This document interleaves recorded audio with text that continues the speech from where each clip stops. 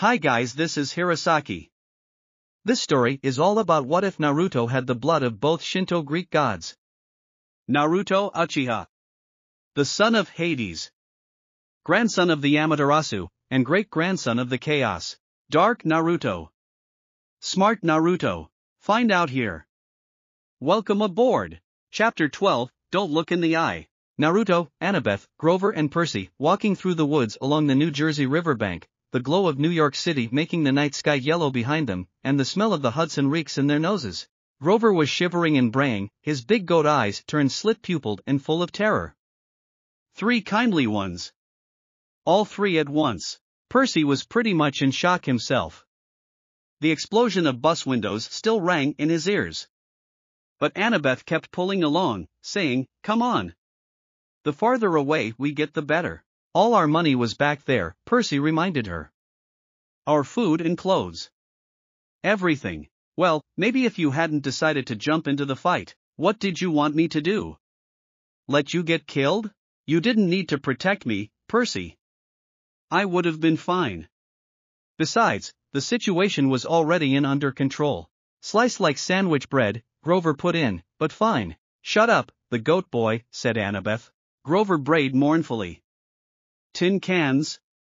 A perfectly good bag of tin cans. Enough. Naruto said in a cold tone. I have money for all of us for the trip. You have money. Annabeth said. Naruto said, yes. After a few minutes, Annabeth fell into line next to me. Look, Her voice faltered. I appreciate you coming back for us, okay? That was really brave. We're a team, right? Percy asked. Annabeth was silent for a few more steps. It's just that if you died. Aside from the fact that it would really suck for you, it would mean the quest was over. This may be my only chance to see the real world. Technically, this is a double quest, both me and Percy, Naruto interrupted. I promise I couldn't let any of you die. Thanks Naruto, Annabeth said.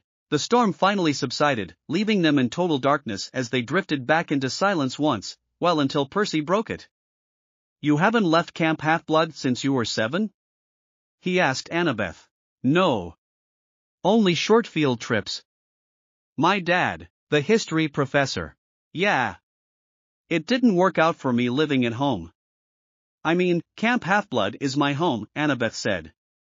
She was rushing her words out now, as if she were afraid somebody might try to stop her. At camp you train and train. And that's all cool and everything, but the real world is where the monsters are. That's where you learn whether you're any good or not. You're pretty good with that knife, Percy said. You think so? Anybody who can piggyback ride a Fury is okay by me. You know, Annabeth said with a smile, maybe I should tell you. Something funny back on the bus, whatever she wanted to say was interrupted by a shrill toot toot toot, like the sound of an owl being tortured. Hey, my reed pipes still work. Grover cried. If I could just remember a fine path song, we could get out of these woods. He puffed out a few notes, but the tune still sounded suspiciously like Hilary Duff. Instead of finding a path, Percy immediately slammed into a tree and got a nice-sized knot on his head. Add to the list of superpowers I did not have, infrared vision, Percy thought. Be careful Percy, Naruto said. I can't see where I am going. It's too dark in here, Percy said. This will help you, Naruto said as a glowing white orb appeared in his left hand and spread its dull light on the path. Wow! Grover said, thanks Naruto. Yes, Annabeth said. Thanks. How many powers you have, Naruto? Percy asked in a surprised tone. I'm a man of many skills, Percy, Naruto said with a smirk. After another few miles, they saw neon light up ahead. Percy smelled food. Then he realized he hadn't eaten anything unhealthy since he had arrived at Half-Blood Hill, where they lived on grapes, bread, cheese, and extra lean-cut nymph-prepared barbecue. I need a double cheeseburger, he thought. They kept walking until they saw a deserted two-lane road through the trees. On the other side was a closed-down gas station, a tattered billboard for a 1990s movie, and one open business, which was the source of the neon light. It wasn't a fast food restaurant like Percy hoped. It was one of those weird roadside curio shops that sell lawn flamingos and wooden Indians and cement grizzly bears and stuff like that. The main building was a long, low warehouse, surrounded by acres of statuary. The neon sign above the gate was impossible for normal demigods to read. because if there's anything worse for their dyslexia than regular English, it's red cursive neon English. To Percy and Annabeth, it looked like Atnyamese Durangoman Meprawim. What the heck does that say? Percy asked. I don't know, Annabeth said. She loved reading so much, I'd forgotten she was dyslexic, too, Percy thought. Auntie M's Garden Gnome Emporium, weird name, Naruto said. Flanking the entrance, as advertised, were 2 cement garden gnomes, ugly bearded little runts, smiling and waving, as if they were about to get their picture taken. They crossed the street following the smell of the hamburgers. Hey! Grover warned. The lights are on inside, Annabeth said. Maybe it's open. Snack bar, Percy said wistfully. Snack bar, Annabeth agreed. Are you two crazy? This place is weird, Grover said. Naruto, please say something. Grover noticed Naruto wasn't looking at him. Then he saw in front there was a lot forest of statues, cement animals, cement children, even a cement satyr playing the pipes, which gave him the creeps. Blah ha ha. He bleated. Looks like my Uncle Ferdinand. They stopped at the warehouse door. Don't knock, Grover pleaded. I smell monsters. Your nose is clogged up from the Furies, Annabeth said to him. All I smell is burgers. Aren't you hungry? Meat. Grover said scornfully. I'm a vegetarian. You eat cheese enchiladas and aluminum cans, Percy said. Those are vegetables. Come on. Let's leave. These statues are looking at me. I am agreeing with Grover. There is something weird about those statues and the whole place, Naruto said. Annabeth and Percy surprised at this, but before they could say anything the door creaked open. They saw standing in front of us was a tall Middle Eastern woman, at least, they assumed she was Middle Eastern, because she wore a long black gown that covered everything but her hands, and her head was completely veiled. Her eyes glinted behind a curtain of black gauze. Her coffee-colored hands looked old, but well manicured and elegant. She said, Children, it is too late to be out all alone. Where are your parents? Her accent sounded vaguely Middle Eastern. We're Annabeth started to say. We're orphans, Percy said. Orphans? The woman said. The word sounded alien in her mouth. But, my dears. Surely not. We got separated from our caravan, Percy said. Our circus caravan. The ringmaster told us to meet him at the gas station if we got lost, but he may have forgotten, or maybe he meant a different gas station. Anyway, we're lost. Is that food I smell? Oh, my dears, the woman said. You must come in, poor children. I am Auntie M. Go straight through to the back of the warehouse, please. There is a dining area. They thanked her and went inside. Annabeth muttered to Percy, Circus caravan? Always have a strategy, right? Your head is full of kelp. Naruto's eyes narrowed on the woman. There is something odd about her. I have to keep eyes on her, he thought. He went inside. The warehouse was filled with more statues, people in all different poses, wearing all different outfits and with different expressions on their faces. Percy and Annabeth were hungry. They never noticed Grover's nervous whispers, or the way the statues' eyes seemed to follow them, or the fact that Auntie M had locked the door behind them.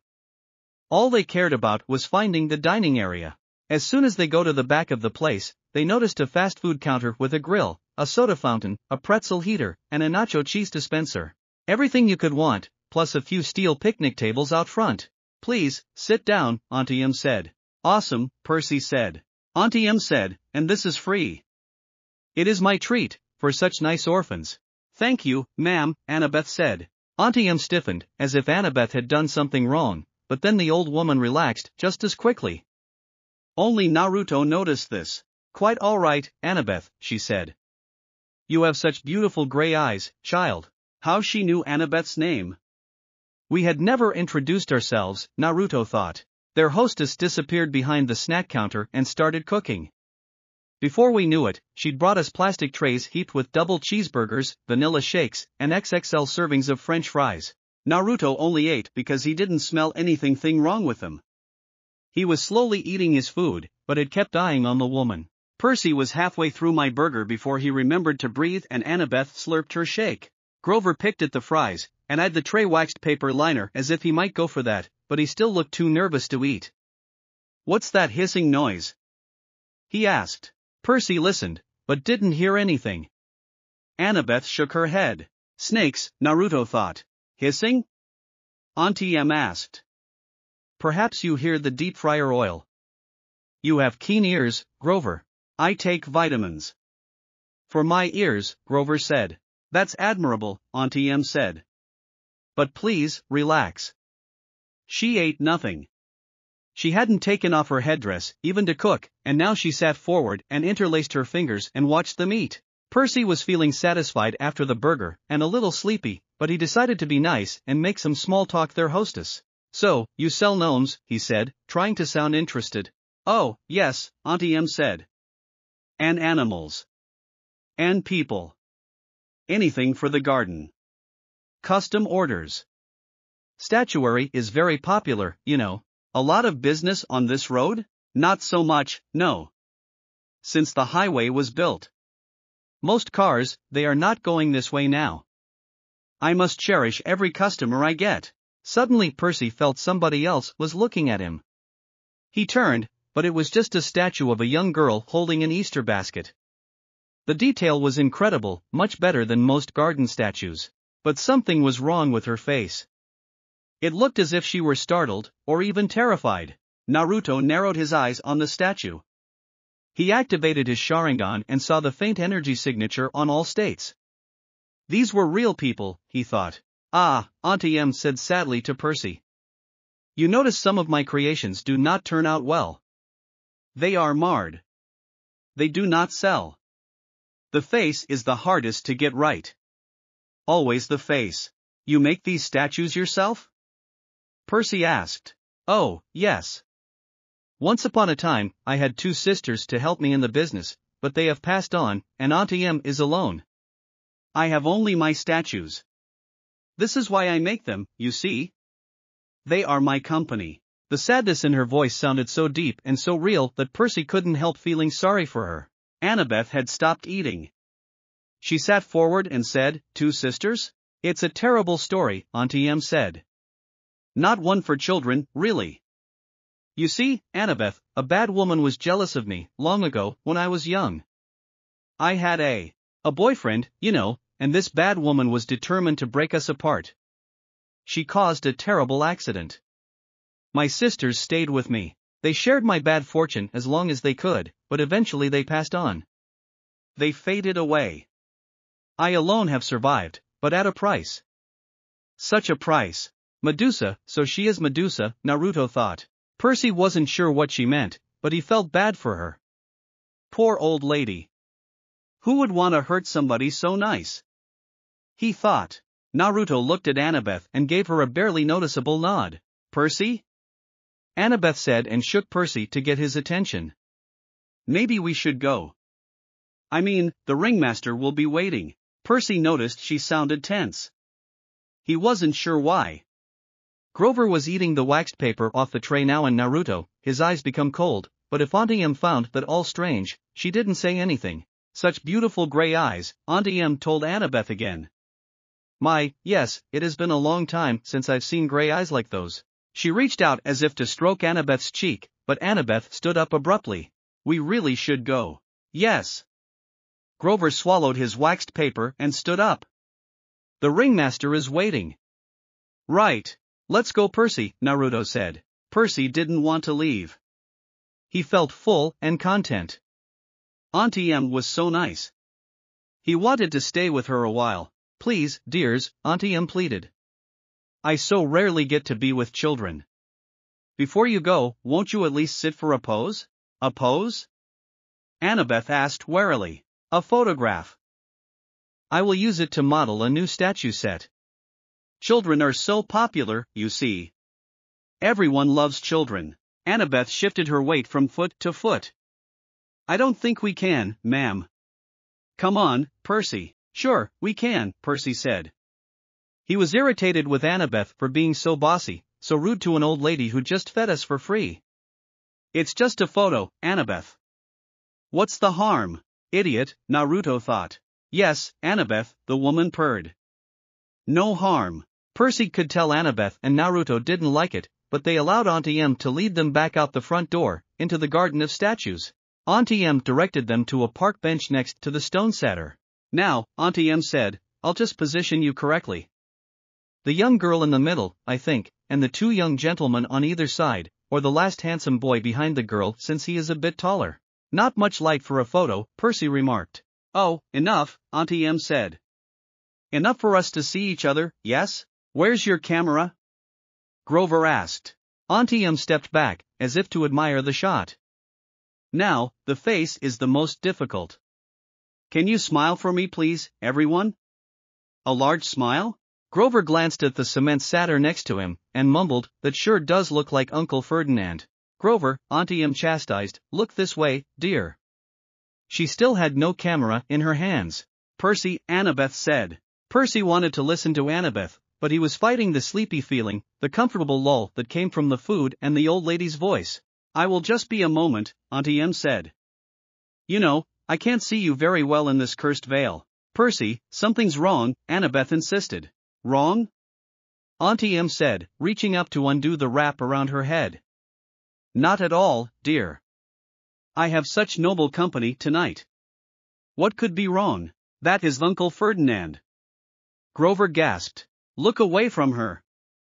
Annabeth shouted. Naruto disappeared in a burst of crows and all crows began to attack on Auntie M.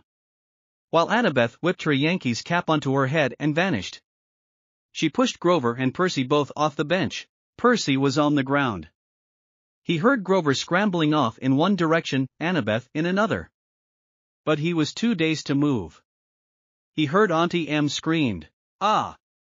What is this? Auntie M screamed in pain as the crows began to peck and tear her flesh from her bone. Ah! She was eaten alive by crows. Then it stopped. She was still standing, where she had been from the start. Did you enjoy the show? Naruto said from somewhere.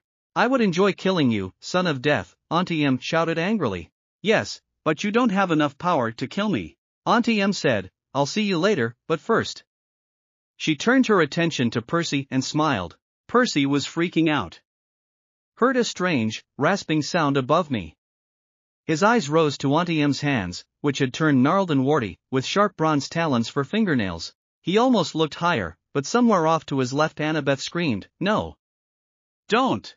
Percy couldn't move. He stared at Auntie M's gnarled claws, and tried to fight the groggy trance the old woman had put him in. Such a pity to destroy a handsome young face, Auntie M said to Percy soothingly. Stay with me, Percy. All you have to do is look up. Percy fought the urge to obey. Instead, he looked to one side and saw one of those glass spheres people put the gardens a gazing ball. He could see Auntie M's dark reflection in the orange glass, her headdress was gone, revealing her face as a shimmering pale circle. Her hair was moving, writhing like serpents. Auntie M.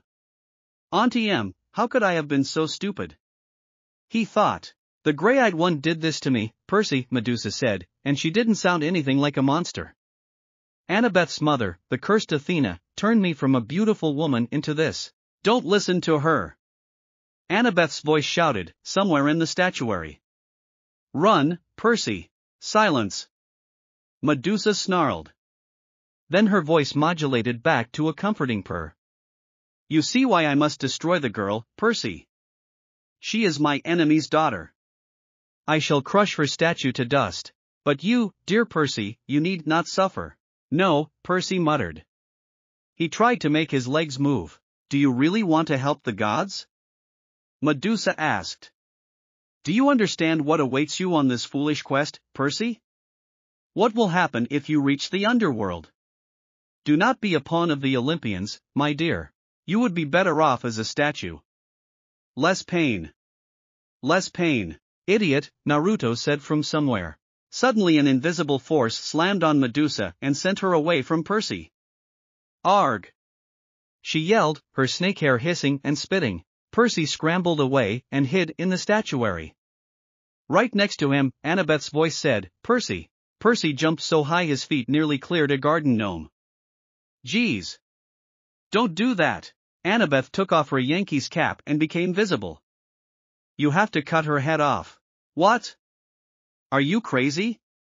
Let Naruto handle her. Percy, you have to do this your own, Naruto said as he appeared next to him, further scaring him. Percy asked, why? Percy, I won't always be there to protect you. You have to learn to defend yourself, Naruto said.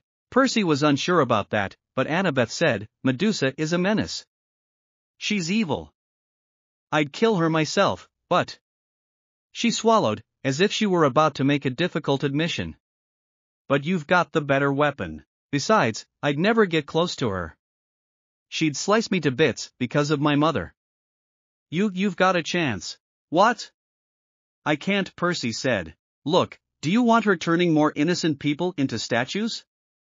She pointed to a pair of statue lovers, a man and a woman with their arms around each other, turned to stone by the monster. Annabeth grabbed a green gazing ball from a nearby pedestal. A polished shield would be better. She studied the sphere critically. The convexity will cause some distortion. The reflection size should be off by a factor of. Would you speak English? I am. Annabeth said, and she tossed him the glass ball. Just look at her in the glass. Never look at her directly. Hey, guys! Grover yelled somewhere above them. I think she's unconscious. Roar! Maybe not, Grover corrected. Hurry up, Annabeth said. She whipped her Yankees cap onto her head and vanished. Good luck, Percy, Grover said. He went into hiding. Good luck, Naruto said.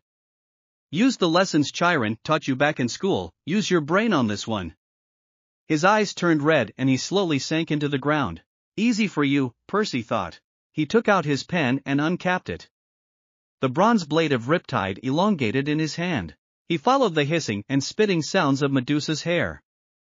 He kept his eyes locked on the gazing ball so he would only glimpse a Medusa's reflection, not the real thing. Then, in the green-tinted glass, he saw her. He yelled, hey! Percy advanced on her, which wasn't easy, holding a sword and a glass ball. She let him approach 20 feet, 10 feet. He saw the reflection of her face. Surely it wasn't really that ugly. The green swirls of the gazing ball must be distorting it, making it look worse, he thought. You wouldn't harm an old woman, Percy, Medusa said.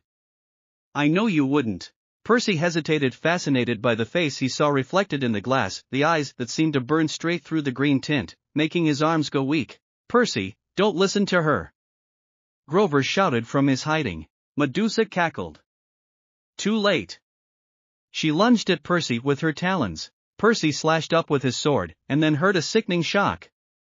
Then a hiss like wind rushing out of a cavern, the sound of a monster disintegrating. Something fell to the ground next to his foot. It took all his willpower not to look. He could feel the warm ooze soaking into his sock, little dying snakeheads tugging at his shoelaces. Oh, yuck, Grover said. His eyes were still tightly closed. Mega yuck. Annabeth came up next to him, her eyes fixed on the sky. She was holding Medusa's black veil. She said, don't move. Very, very carefully, without looking down, she knelt and draped the monster's head in black cloth, then picked it up. It was still dripping green juice. Good job, Percy, Naruto said. He suddenly rose from the ground like ghosts and freaked out all of them. Don't do that, Naruto, Annabeth shouted. Naruto ignored her and asked Percy, are you okay? Yeah, Percy decided, though he felt like throwing up his double cheeseburger. Naruto saw Percy's sick face. This will help you, he said. He put his hand on his head and used medical jutsu. Thanks. Percy felt much better. Why didn't the head evaporate? He asked. Once you sever it, it becomes a spoil of war, Annabeth said. Same as your Minotaur's horn. But don't unwrap the head. It can still petrify you. Percy recapped his sword. Together, they stumbled back to the warehouse.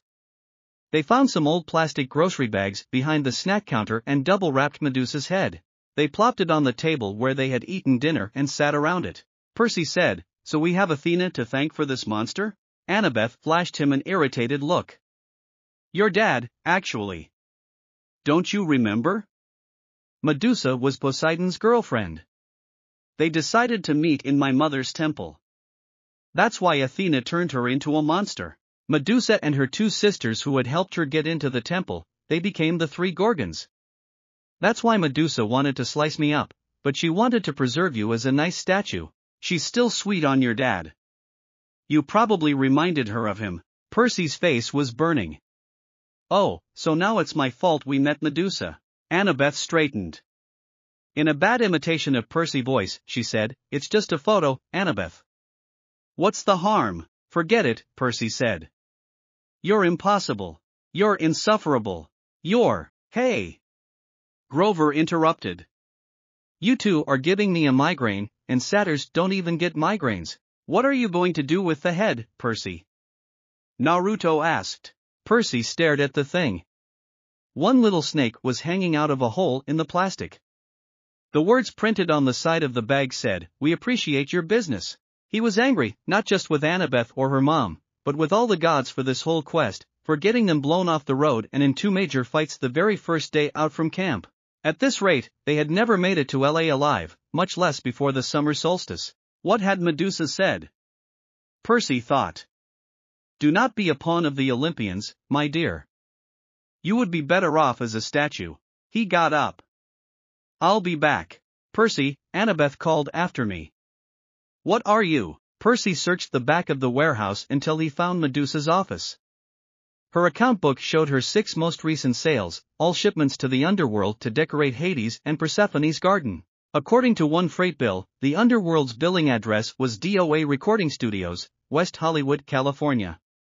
He folded up the bill. "So, this is the underworld's address," Naruto said, who appeared behind him. "Why yes," Percy said and stuffed address in his pocket. In the cash register they found $20, a few golden drachmas, and some packing slips for the Hermes Overnight Express, each with a little leather bag attached for coins.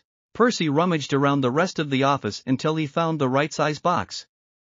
They went back to the picnic table, packed up Medusa's head, and filled out a delivery slip. The gods. Mount Olympus, 600th floor, Empire State Building, New York, New York. With best wishes, Percy Jackson. "They're not going to like that," Grover warned. "They'll think you're impertinent." "But I like it," Naruto said with a smirk. "You will, Naruto," Grover said. Percy poured some golden drachmas in the pouch. As soon as he closed it, there was a sound like a cash register. The package floated off the table and disappeared with a pop. "I am impertinent," Percy said. He looked at Annabeth, daring her to criticize. She didn't. She seemed resigned to the fact that he had a major talent for ticking off the gods. "Come on," she muttered. "We need a new plan." Chapter 13, Camp Out. Naruto, Percy, Annabeth and Grover camped out in the woods, 100 yards from the main road, in a marshy clearing that local kids had obviously been used for parties. The ground was littered with flattened soda cans and fast food wrappers. "Well, this probably not the best place to camp out," Percy said. Grover said, "It's okay, Percy. We have some food and blankets." "And we don't have any option," Annabeth said. Naruto said, "Yes, we have another option." He stopped in a clearing suddenly. They all looked at him. He began to make hand seals and said while slamming his hands in the ground, "Mokuton Hijitsu, Shichuka no Jutsu, would release." For Pillar's house technique, many roots started coming from the ground. They started growing and twisting together. It took them about a minute to finish. By the time it did, Naruto was on top of a fully formed house. The other gawked at the building that just materialized out of the ground. "Wow!" Annabeth, Percy and Grover thought. "There's a plenty space for all so you can sleep inside instead in the outside," Naruto said. They entered into the house and their jaws dropped the floor when they saw the inside. It was furnished, there were couches and soft rugs on the floor. "That is awesome," Grover said. "Thanks," Naruto said, "go to sleep. I'm going to first watch." "Why?" Percy asked. "In case any more monsters come after us, that way we won't be surprised," Naruto explained. "Thanks Naruto," Annabeth said. She took a blanket and slept on the couch. "That was fast," Percy said. "Percy, we all have a rough day," Grover said. "Rough for you not me," Naruto said, and he disappeared. Naruto appeared on the roof. He started to make some hand sign. "Kuchios no Jutsu." With a puff of smoke crows appeared. "Guard the house," he said. All crows melt in shadow. Time to meet Taliah, Naruto thought. He sat on the roof and closed his eyes. With Taliah was sitting alone and was thinking about Naruto. It's only a few days and I already miss him, she thought as she looked at the necklace, which Naruto had given to her. She thought of their kiss. He is good. Blush was visible on her face. She saw necklace started to shine brightly and with a bright flash Naruto appeared front of him. Naruto! Taliah said happily as she stood up and tried to hug him, but she thought him. Hush, Naruto said, Taliah, I'm only a projection. The real me is on quest. Sorry, no problem, but one thing's sure. You missed me lot. Taliah's face turned bright red. Whatever, she said. So, what happened in your quest? We fought with the Furies and Medusa. What? Taliah shouted. Are you alright? We are fine, Naruto said. Sit down, let me tell you the whole story. Naruto told her the whole story, how they fought Furies and Medusa. Zero with other Zero. Percy came out from the house and he saw Grover was sitting on the lowest bough of a tree. Go ahead and sleep, Percy said. I'll wake you if there's trouble. He saw Naruto wasn't there. Where is Naruto? He is on the roof, Grover said as put his back to the trunk and stared at the night sky. It makes me sad, Percy. What does? The fact that you signed up for this stupid quest? No, this makes me sad. Grover pointed at all the garbage on the ground. And the sky. You can't even see the stars. They've polluted the sky. This is a terrible time to be a satyr. Oh, yeah. I guess you'd be an environmentalist. Grover glared at him. Only a human wouldn't be. Your species are clogging up the world so fast. Ah, never mind. It's useless to lecture a human. At the rate things are going, I'll never find Pan. Pam? Like the cooking spray? Percy, he means Pan, god of the wild places, Naruto said from behind them. Yeah him, that is why I need to get a searcher's license. That way, I will be able to search for him, like my dad and Uncle Ferdinand, Grover said. A strange breeze rustled through the clearing, temporarily overpowering the stink of trash and muck. It brought the smell of berries and wildflowers and clean rainwater, things that might have once been in these woods. Suddenly Percy was nostalgic for something he had never known. Tell me about the search, he said. Grover looked at Percy cautiously, as if he were afraid he was just making fun. The god of wild places disappeared 2,000 years ago, Grover said to them. A sailor off the coast of Ephesus heard a mysterious voice crying out from the shore, tell him that the great god Pan has died. When humans heard the news, they believed it. They've been pillaging Pan's kingdom ever since. But for the satyrs, Pan was our lord and master. He protected us and the wild places of the earth. We refuse to believe that he died. In every generation, the bravest satyrs pledged their lives to finding Pan. They search the earth, exploring all the wildest places, hoping to find where he is hidden, and wake him from his sleep. And you want to be a searcher? Percy asked. It's my life's dream, Grover said. My father was a searcher. And my Uncle Ferdinand. The statue you saw back there. Oh, right, sorry. Grover shook his head. Uncle Ferdinand knew the risks. So did my dad. But I'll succeed. I'll be the first searcher to return alive. Hang on, the first? Grover took his reed pipes out of his pocket. No searcher has ever come back. Once they set out, they disappear. They're never seen alive again. Not once in 2,000 years? No. And your dad? You have no idea what happened to him. None. But you still want to go, Percy said, amazed. I mean, you really think you'll be the one to find Pan? I have to believe that, Percy. Every searcher does. It's the only thing that keeps us from despair when we look at what humans have done to the world. I have to believe Pan can still be awakened. Percy stared at the orange haze of the sky and tried to understand how Grover could pursue a dream that seemed so hopeless. Then again, was I any better? He thought. How are we going to get into the underworld? He asked. I mean, what chance do we have against a god? I don't know, Grover admitted. But back at Medusa's, when you and Naruto were searching her office? Annabeth was telling me. Oh, I forgot. Annabeth will have a plan all figured out. Grover said, don't be so hard on her, Percy. She's had a tough life, but she's a good person. After all, she forgave me. His voice faltered. What do you mean? Percy asked. Forgave you for what? Suddenly, Grover seemed very interested in playing the notes on his pipes. Talia, Naruto said. Percy, he was her kipper. What? Percy shouted. Percy, I don't want to talk about it, Grover said, and his quivering lower lip suggested he'd start crying if Percy pressed him. Grover, don't be sad, Naruto said. That wasn't your fault. Thanks, Naruto, Grover said. He looked at Percy. But as I was saying, back at Medusa's, Annabeth and I agreed there's something strange going on with this quest. Something isn't what it seems. Well, duh. I and Naruto are getting blamed for stealing a thunderbolt, Percy said.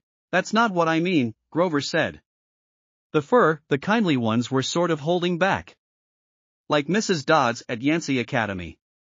Why did she wait so long to try to kill you? Then on the bus, they just weren't as aggressive as they would have been. They seemed plenty aggressive to me. Grover shook his head. They were screeching at us, where is it? Where? Asking about me, Percy said. Maybe. But Annabeth and we both got the feeling they weren't asking about a person. They said where is it? They seemed to be asking about an object. That doesn't make sense. It did make sense, Percy, Naruto said. Something has been stolen from my father, which isn't Zeus Masterbolt. Grover, yes, but if we've misunderstood something about this quest, and we only have 9 days to find the Masterbolt. He looked at them like he was hoping for answers, but they didn't have any answer. I haven't been straight with all of you, Percy said. I don't care about the Masterbolt. I agreed to go to the underworld so I could bring back my mother. We already know that, Naruto said. Grover blew a soft note on his pipes. Yes. But are you sure that's the only reason? I'm not doing it to help my father. He doesn't care about me. I don't care about him, Percy said. Really? Naruto said. Grover gazed down from his tree branch. Look, Percy, I'm not as smart as Annabeth. I'm not as brave as you. I'm not as strong as Naruto. But I'm pretty good at reading emotions. You're glad your dad is alive. You feel good that he's claimed you, and part of you wants to make him proud. That's why you mailed Medusa's head to Olympus. You wanted him to notice what you'd done. Yeah? Well, maybe satyr emotions work differently than human emotions. Because you're wrong. I don't care what he thinks.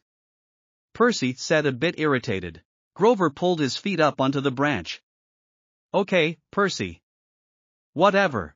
Besides, I haven't done anything worth bragging about. We barely got out of New York and we're stuck here with no money, well except for whatever Naruto has got, and no way west. Naruto looked at them. That's enough, both of you, he said. Go to sleep. But... Percy wanted to protest, but Naruto gave him a cold look. He nodded. Good, Naruto said. He saw both Percy and Grover left. He looked at the sky and thought, what I'm going to do now? Then he saw trash. I know. Amaterasu. In Percy's dream, Percy stood in a dark cavern before a gaping pit. Gray mist creatures churned all around him, whispering rags of smoke that he somehow knew were the spirits of the dead. They tugged at his clothes, trying to pull him back, but he felt compelled to walk forward to the very edge of the chasm. The pit yawned so wide and was so completely black, Percy knew it must be bottomless. Yet he had a feeling that something was trying to rise from the abyss, something huge and evil. The little hero, an amused voice echoed far down in the darkness. Too weak, too young, but perhaps you will do. The voice was ancient, cold and heavy. It wrapped around Percy like sheets of lead. They have misled you, boy, it said. Barter with me. I will give you what you want. A shimmering image hovered over the void, Percy's mother, Sally, frozen at the moment she dissolved in a shower of gold. Her face was distorted with pain, as if the Minotaur were still squeezing her neck. Her eyes looked directly at him, pleading, go. Percy tried to cry out, but his voice wouldn't work. Cold laughter echoed from the chasm. An invisible force pulled him forward. Help me rise, boy. The voice became hungrier. Bring me the bolt. Strike a blow against the treacherous go. That's enough. A familiar voice shouted. Suddenly the whole world turned red and with a flock of crows Naruto appeared front of Percy. Last time what I told you, Naruto said. You are not welcome here, not in my mind nor Percy's, you disrespectful child. I will. Save it, Naruto said in a cold tone. Go back. He sent shockwave everywhere. Percy saw the image of his mother began to fade. What is this, Naruto? He asked. Percy, someone is trying to manipulate you, Naruto said. We can talk about it later. Now wake up. Percy felt someone was shaking him. His eyes opened, and it was daylight. Well, Annabeth said, the zombie lives. Percy was trembling from the dream. How long was I asleep? Long enough for me to cook breakfast. Annabeth tossed him a bag of nacho-flavored corn chips from Auntie M's snack bar. Grover and Naruto, they are gone for the exploring. Also come with me, you like to see this. They came out from the house. Percy's jaw dropped on the ground when he saw front sight. Yesterday where trash was now there was beautiful flowers, green grass and trees. Beautiful, isn't it? Familiar voice said behind him. Whoa! Percy said. He saw Naruto. Naruto, how many times I told you not to do that? Whatever, Percy, Naruto said. So, you liked my work? You did that? Percy said as he pointed at his sight. Naruto nodded. How? You mean this, Naruto said. He started to make hand sign and shouted, Mokuton Jukai Koten, would release, nativity of a sea of trees, in few seconds. He turned the remaining area into a vast forest, complete with trees. How many powers you have, Naruto? Percy said. I'm a man of many skills, Percy, Naruto said with a smirk. Percy looked around and saw Grover was sitting cross-legged on a blanket with something fuzzy in his lap, a dirty, unnaturally pink stuffed animal. No. It wasn't a stuffed animal. It was a pink poodle, Percy thought. The poodle yapped at Percy suspiciously. Grover said, no, he's not. Percy blinked. Are you talking to that thing? This thing, Grover warned, is our ticket west. Be nice to him. You can talk to animals? Percy asked. Naruto said, considering he is part animal, then yes. Percy, meet Gladiola. Gladiola, Percy. Percy stared at Annabeth and Naruto, figuring they did crack up at this practical joke they were playing with him, but they looked deadly serious. I'm not saying hello to a pink poodle, he said. Forget it, Percy, Annabeth said. I said hello to the poodle. You say hello to the poodle. The poodle growled. Hello poodle, Percy said. Grover explained that he'd come across Gladiola in the woods and they'd struck up a conversation. The poodle had run away from a rich local family, who'd posted a $200 reward for his return. Gladiola didn't really want to go back to his family, but he was willing to if it meant helping Grover. How does Gladiola know about the reward? Percy asked. He read the signs, Grover said. Duh. Of course, Percy said. Silly me. So, we turn in Gladiola, Annabeth explained in her best strategy voice, we get money, and we buy tickets to Los Angeles. Simple. And we don't want to use my money? Naruto asked. We will use that in an emergency, Annabeth explained. All right. Naruto said. Percy thought about his dream. The whispering voices of the dead, the thing in the chasm, and my mother's face, shimmering as it dissolved into gold. All that might be waiting for me in the West, then Naruto. What was he doing in my dream? And how he did it? He looked, Naruto. I'll ask him later. Not another bus, Percy said warily. No, Annabeth agreed. She pointed downhill, toward train tracks he hadn't been able to see last night in the dark. There's an Amtrak station half a mile that way. According to Gladiola, the westbound train leaves at noon. Chapter 14, My New Pet. They spent 2 days on the Amtrak train, heading west through the hills, over rivers, past amber waves of grain. They weren't attacked once, but they didn't relax. They still kept their guard up. They tried to keep a low profile because Percy's name and picture were splattered over the front pages of several East Coast newspapers. The Trenton Register News showed a photo taken by a tourist as he got off the Greyhound bus. He had a wild look in the eyes. The picture's caption reads, 12-year-old Percy Jackson, wanted for questioning in the Long Island disappearance of his mother 2 weeks ago, is shown here fleeing from the bus where he accosted several elderly female passengers. The bus exploded on an East New Jersey roadside shortly after Jackson fled the scene. Based on eyewitness accounts, police believe the boy may be traveling with 2 teenage accomplices. His stepfather, Gabe Ugliano, has offered a cash reward for information leading to his capture. "Don't worry," Annabeth said. "Mortal police could never find us." For some reason, she did not sound all that sure about it. "I have one question," Percy said. He turned at Naruto. "Why they don't know anything about you?" he asked. "Because I had put illusion on me," Naruto said. "Then why don't you do that on us?" Grover asked. "Because you never asked," Naruto said calmly. They sweat dropped his answer. The rest of the day Percy spent alternately pacing the length of the train or looking out the windows.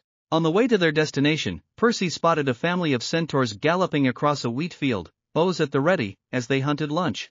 The little boy centaur, who was the size of a second grader on a pony, caught his eye and waved. He looked around the passenger car, but nobody else had noticed. The adult riders all had their faces buried in laptop computers or magazines. Another time, toward evening, he saw something huge moving through the woods. It was a lion, except that lions don't live wild in America, and this thing was the size of a Hummer. Its fur glinted gold in the evening light. Then it leaped through the trees and was gone. They hadn't got berths in the sleeper car, so they tried to sleep on the train. Percy's neck got stiff. He tried not to drool in sleep, since Annabeth was sitting right next to him. Naruto was in meditation and Grover kept snoring. Once, Grover shuffled around and his fake foot fell off. Annabeth and Percy had to stick it back on before any of the other passengers noticed. So, Annabeth asked Percy, once they had gotten Grover's sneaker readjusted. "What had happened in your dream? What do you mean? You just mumbled something in the sleep." Percy was reluctant to say anything. It was the second time he had dreamed about the evil voice from the pit. But it bothered him so much he finally told her. Annabeth was quiet for a long time. "That doesn't sound like Hades. He always appears on a black throne, and he never laughs. He offered my mother in trade. Who else could do that? I guess. If he meant, help me rise from the underworld. If he wants war with the Olympians. But why ask you to bring him the Master Bolt if he already has it?" "Because it wasn't my father." Naruto's sudden voice made them jump. "What do you mean?" Annabeth asked. "Someone is trying to manipulate Percy," Naruto said. "Someone who is a lot darker than my father." How I am so sure?" Naruto said. "Because I was in his dream," Annabeth shouted. "What?" "Yes. He was in my dream, Annabeth," Percy said. "So, who do you think he is?" Annabeth asked Naruto. "A giant hole in the ground and the dead feared it. I would say a titan, our grandfather," Naruto said. That statement made Annabeth gasp and Percy's eyes widened. "Even so." Annabeth recovered. "We can't barter with either one of them. Kronos is an evil titan and Hades can't really be trusted. He's deceitful, heartless, and greedy. I don't care if the kindly ones weren't as aggressive this time." "This time?" Percy asked. "You mean you've run into them before?" Naruto saw Annabeth's hand crept up to her necklace. She fingered a glazed white bead painted with the image of a pine tree, one of her clay end-of-summer tokens. "Let's just say I've got no love for the Lord of the Dead." "You can't be tempted to make a deal for your mom," she said. "You blame my father for Talia's condition. Am I right?"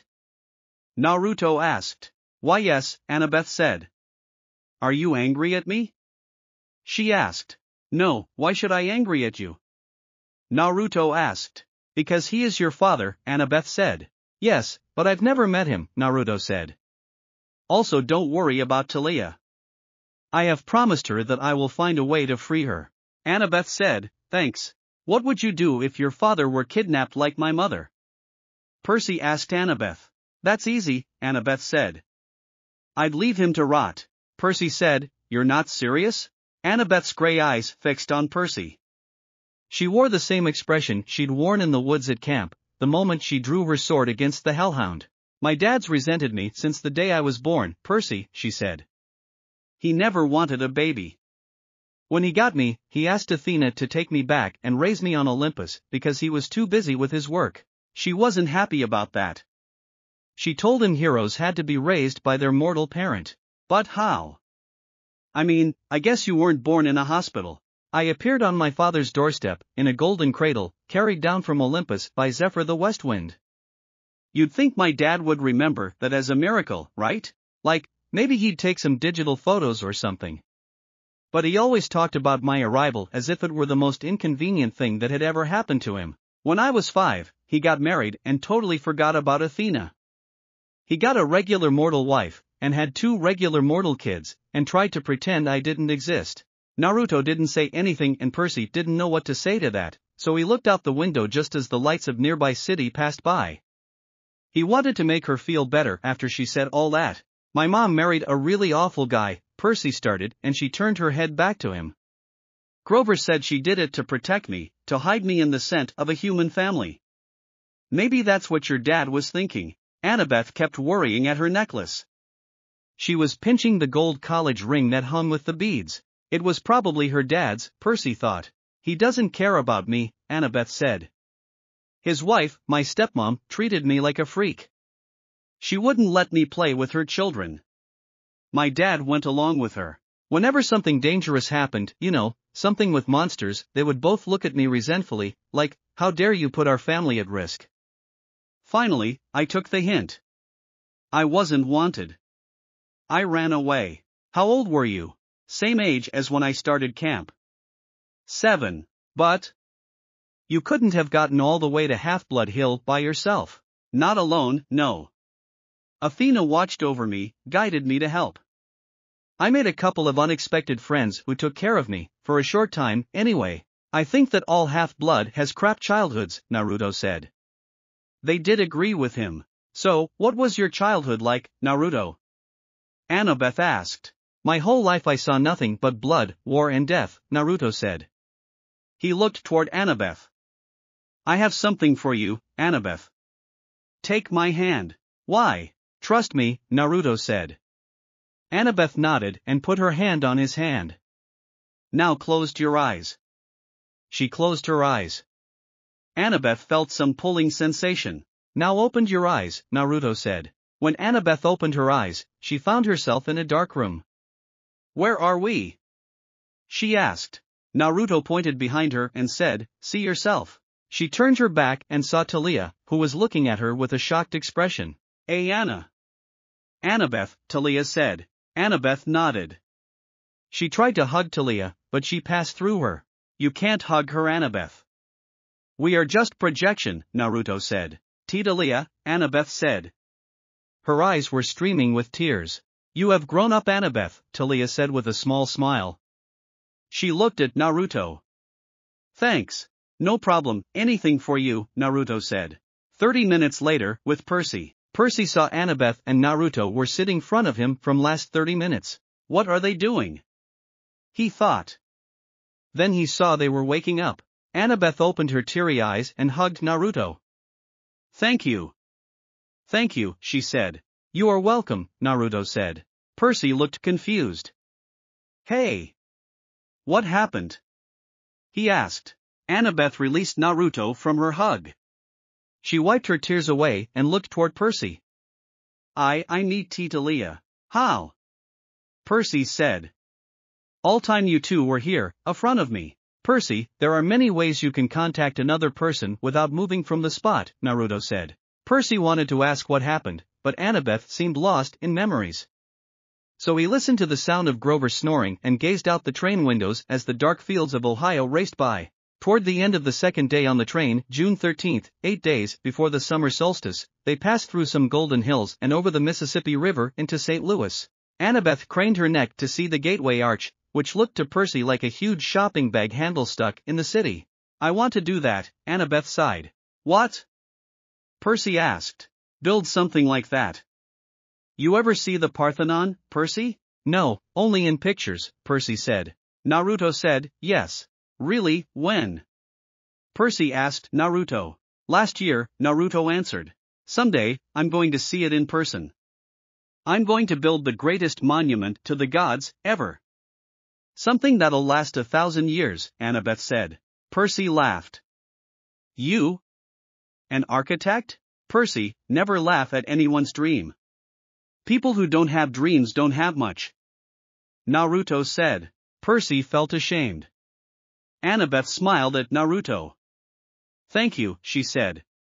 Athena expects her children to create things, not just tear them down, like a certain god of earthquakes I could mention. Can't we work together a little?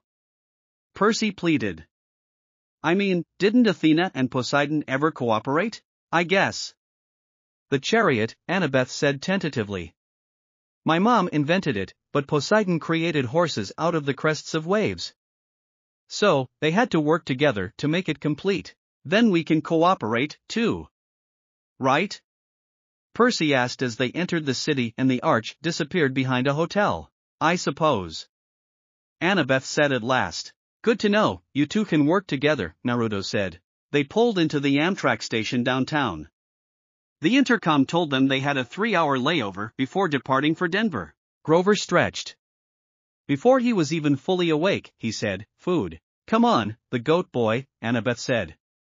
Sightseeing. Sightseeing? The Gateway Arch, she said. This may be my only chance to ride to the top. Are you coming or not? Grover and Percy exchanged looks. Percy wanted to say no. Okay, Annabeth, Naruto said, and don't worry about money. I will pay the bill. Grover shrugged. As long as there's a snack bar without monsters, he said. The arch was about a mile from the train station. Late in the day the lines to get in weren't that long. They threaded way through the underground museum, looking at covered wagons and other junk from the 1800s. Annabeth kept telling them interesting facts about how the arch was built, but only Naruto was listening to her. Percy kept looking around, though, at the other people in line. You smell anything? He murmured to Grover. Grover took his nose out of the jelly bean bag long enough to sniff. Underground, he said distasteful. Underground air always smells like monsters. Probably doesn't mean anything. Percy felt something wrong. Guys, he said. You know the gods' symbols of power? Annabeth and Naruto had been in the middle of reading about the construction equipment used to build the arch, but she looked over. Yeah? Annabeth said. Percy said, well, Hade. Grover cleared his throat. We're in a public place. You mean, our friend downstairs? Right, Percy said. Our friend way downstairs. Doesn't he have a hat like Annabeth's? You mean the Helm of Darkness, Naruto said. That's his symbol of power. I saw it next to his seat during the Winter Solstice Council meeting. Annabeth said. He was there? Percy asked. Annabeth nodded. It's the only time he's allowed to visit Olympus the darkest day of the year. But his helm is a lot more powerful than my invisibility hat, if what I've heard is true. It allows him to become darkness, Grover confirmed. He can melt into shadow or pass through walls. He can't be touched, or seen, or heard. And he can radiate fear so intense it can drive you insane or stop your heart. Why do you think all rational creatures fear the dark? But then, how do we know he's not here right now, watching us? Percy asked. Annabeth and Grover exchanged looks. We don't, Grover said. Don't worry about it. My father is not here, Naruto said. I can sense him in darkness, because darkness is also one of my domains. To prove his point, a shadow rose from the ground and wrapped around his right arm like snake. Thanks, that makes me feel a lot better, Percy said. It seemed Percy was calm until they had to get into a small car that would send them up the arch. I hate confined places.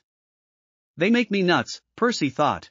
They got shoehorned into the car with this big fat lady and her dog, a chihuahua with a rhinestone collar. They figured maybe the dog was a seeing-eye chihuahua, because none of the guards said a word about it.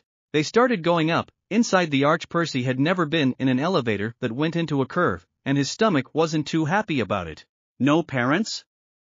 The fat lady asked them. She had beady eyes, pointy, coffee-stained teeth, a floppy denim hat, and a denim dress that bulged so much, she looked like a blue jean blimp. There below, Annabeth told her. Scared of heights. Oh, the poor darlings. The chihuahua growled. The woman said, now, Sonny. Behave. The dog had beady eyes like its owner, intelligent and vicious. Percy said, Sonny. Is that his name? No, the lady told him. She smiled, as if that cleared everything up. They are not normal, Naruto thought. At the top of the arch, the observation deck reminded them of a tin can with carpeting.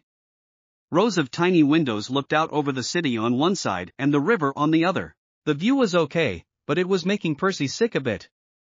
High places and closed spaces didn't mix well for him. Annabeth kept talking about structural supports, and how she would have made the windows bigger, and designed a see-through floor. She probably could have stayed up there for hours, but the park ranger announced that the observation deck would be closing in a few minutes. They steered toward the exit, loaded them into the elevator, and Percy was about to get in myself when he realized there were already 2 other tourists inside. No room for him, the park ranger said. Next car, sir. We'll get out, Annabeth said. We'll wait with you. Naruto saw people left on the observation deck was Percy, a little boy with his parents, the park ranger, and the fat lady with her chihuahua. Percy said, "Nah, it's okay. Percy, we will wait for you," Naruto said in serious voice. They came out from the elevator and gave their place to the little boy and his parents. Elevator door slid shut and the car disappeared down the ramp. Now the only people left on the observation deck were Percy, Naruto, Annabeth, Grover, the park ranger, and the fat lady with her chihuahua. "Why did you do that, Naruto?" Percy asked. "You will know very soon," Naruto said. "All of you keep your guard up." He quickly put genjutsu on the park ranger. Before they could ask anything, the fat lady's chihuahua jumped down and started yapping at them. "Not now, Sonny," the lady said. The chihuahua bared his teeth at them, foam dripping from his black lips. "Well, son," the fat lady sighed. "If you insist. Did you just call that chihuahua your son?" Percy asked, getting a nod from the fat woman. "Chimera, dear," the fat lady corrected. "Not a chihuahua. It's an easy mistake to make. See, Chimera." "And she called him her son," Grover said. "It means she is. Echidna," Annabeth said. The fat woman rolled up her denim sleeves, revealing that the skin of her arms was scaly and green. When she smiled, they saw that her teeth were fangs. The pupils of her eyes were sideways slits, like a reptile's. The chihuahua barked louder, and with each bark, it grew. First to the size of a Doberman, then to a lion. The bark became a roar. It was now so tall it back rubbed against the roof. It had the head of a lion with a blood-caked mane, the body and hooves of a giant goat, and a serpent for a tail, a 10-foot-long diamondback growing right out of its shaggy behind. The rhinestone dog collar still hung around its neck, and the plate-sized dog tag was now easy to read: Chimera rabid, fire-breathing, poisonous IFFOUND, please call Tartarus extension 954. The snake lady made a hissing noise that might have been laughter. "Be honored, Percy Jackson and Naruto Uchiha. Lord Zeus rarely allows me to test a hero with one of my broods. For I am the mother of monsters, the terrible Echidna." Percy stared at her. All he could think to say was, "Isn't that a kind of anteater?" "Idiot," Naruto and Annabeth thought. Echidna howled, her reptilian face turning brown and green with rage. "I hate it when people say that. I hate Australia. Naming that ridiculous animal after me. For that, my son shall destroy all of you." The chimera charged, its lion teeth gnashing at Percy, but Naruto appeared front him. Futon, Shinkajoku, wind release, vacuum sphere. He took a deep breath and then exhaled several small blasts of wind chakra toward Chimera and Echidna. That sent them away. "Annabeth and Grover, take care the ranger," Naruto said. Annabeth and Grover nodded. He looked at the fallen form of Chimera with his EMS, Eternal Mangekyo Sharingan. Then suddenly Echidna appeared there and looked like she was pissed. "You." She pointed toward Naruto. "I am going to kill you slowly, painfully." "I don't think so," Naruto said. Suddenly Echidna leaped aside to avoid being hit by a column of flame. She saw where she had been standing a moment before was a ragged hole in the side of the arch, with melted metal steaming around the edges. She looked at the attacker and it was her son, Chimera. "Son, what are you doing?" she shouted. Chimera moved between Naruto and her. He bared his teeth at her. What?" Echidna said. She looked at her son's eyes, which were now red with rounded pupils. "What did you do with my son?" she demanded. "Nothing," Naruto said. He put his hand on Chimera. "He is my new pet from now." Before Echidna could say, Chimera opened its mouth and shot a column of flame straight at her, but she was able to dodge it. Percy uncapped his sword, riptide, and tried to attack on Echidna from behind. Before he could swing his sword, she saw him and caught his hand. She threw him out of the hole in the arch, down toward the Mississippi River. Percy! Annabeth and Grover shouted. He would fine. He is the son of Poseidon, Naruto said. Grover, go after him. Grover nodded, and using magic shoes he went after Percy. Attack! He ordered Chimera as its mouth glowed red, heating up for another blast. Son, Echidna shouted, and the Chimera sent a column of flame toward her face. She dodged it again, but Chimera appeared front her and tried to attack her using his claws. Let me remind you that I am your mother, Echidna shouted angrily. She wrapped her arms around him and tossed him far away from her. Then she turned toward Naruto. You're going to pay for that, son of death. Really, Naruto said as his right-hand glove turned gauntlet. It was black and red gauntlet that had a small chain linking it and had a stinger-like blade on his middle finger. Sting all enemies to death, Hornet. With a burst of speed, he disappeared. Few minutes earlier, with Percy, Percy saw the river race toward him at the speed of a truck. He felt the wind rip the breath from his lungs. Steeples and skyscrapers and bridges tumbled in and out of his vision. Flea-boom! A whiteout of bubbles, and he sank through the murk. Percy thought he was about to end up embedded in 100 feet of mud and lost forever. But his impact with the water hadn't hurt. He was falling slowly, bubbles trickling up through his fingers. He settled on the river bottom soundlessly. He found clouds of silt and disgusting garbage, beer bottles, old shoes, plastic bags swirled up all around him. At that point, he realized a few things. First, he had not been flattened into a pancake. He had not been barbecued. He was alive, which was good. Second realization, he wasn't wet and he could feel the coolness of the water. He touched his own shirt, it felt perfectly dry. How? He thought. But the strangest thought occurred to him, he was breathing. He was underwater, and he was breathing normally. I should have been dead, Percy thought. It's a miracle. He heard a woman's voice, a voice that sounded a bit like his mother. Percy, what do you say? Thanks, Percy said. Thank you, Father. He got no response. Why had Poseidon saved me? Percy thought. He heard a woman's voice again. Percy, your father believes in you. This time, he knew the voice wasn't in his head. He wasn't imagining it. Her words seemed to come from everywhere, rippling through the water like dolphin sonar. Where are you? Percy called aloud. Then, through the gloom, he saw her, a woman the color of the water, a ghost in the current, floating just above his sword. She had long billowing hair, and her eyes, barely visible, were green like him. Mom? No, child, only a messenger, though your mother's fate is not as hopeless as you believe. Go to the beach in Santa Monica. What? It is your father's will. Before you descend into the underworld, you must go to Santa Monica. Please, Percy, I cannot stay long. The river here is too foul for my presence. But? Percy said, how did you? I cannot stay, brave one, the woman said. She reached out, and Percy felt the current brush his face like a caress. You must go to Santa Monica. And Percy, do not trust the gifts. Her voice faded. Gifts? Percy asked. What gifts? Wait. She made one more attempt to speak, but the sound was gone. Her image melted away. Suddenly he heard Grover shout, Percy, Percy. Percy clapped his sword, stuck the ballpoint pen in his pocket. Thank you, Father, he said again to the dark water. Then he kicked up through the muck and swam for the surface. He came near to Grover, who was floating using shoes. Grover saw him. Thank God, Percy. You are safe, he said. Let's go. He took Percy's hand and they flew toward Arch. In Arch, Percy and Grover both reached an arch. They heard a familiar voice, Percy, I thought you'd gone to Hades the hard way. It was Annabeth. Are you all right? She asked. I'm fine, Percy said. We can't even leave you alone for 5 minutes. Whatever. Percy said. What happened here? He looked at Naruto, who was unharmed, and Echidna, she was bleeding heavily, and had some kind swirl-shaped stamp on all over her body. Echidna said, Why you will die boy.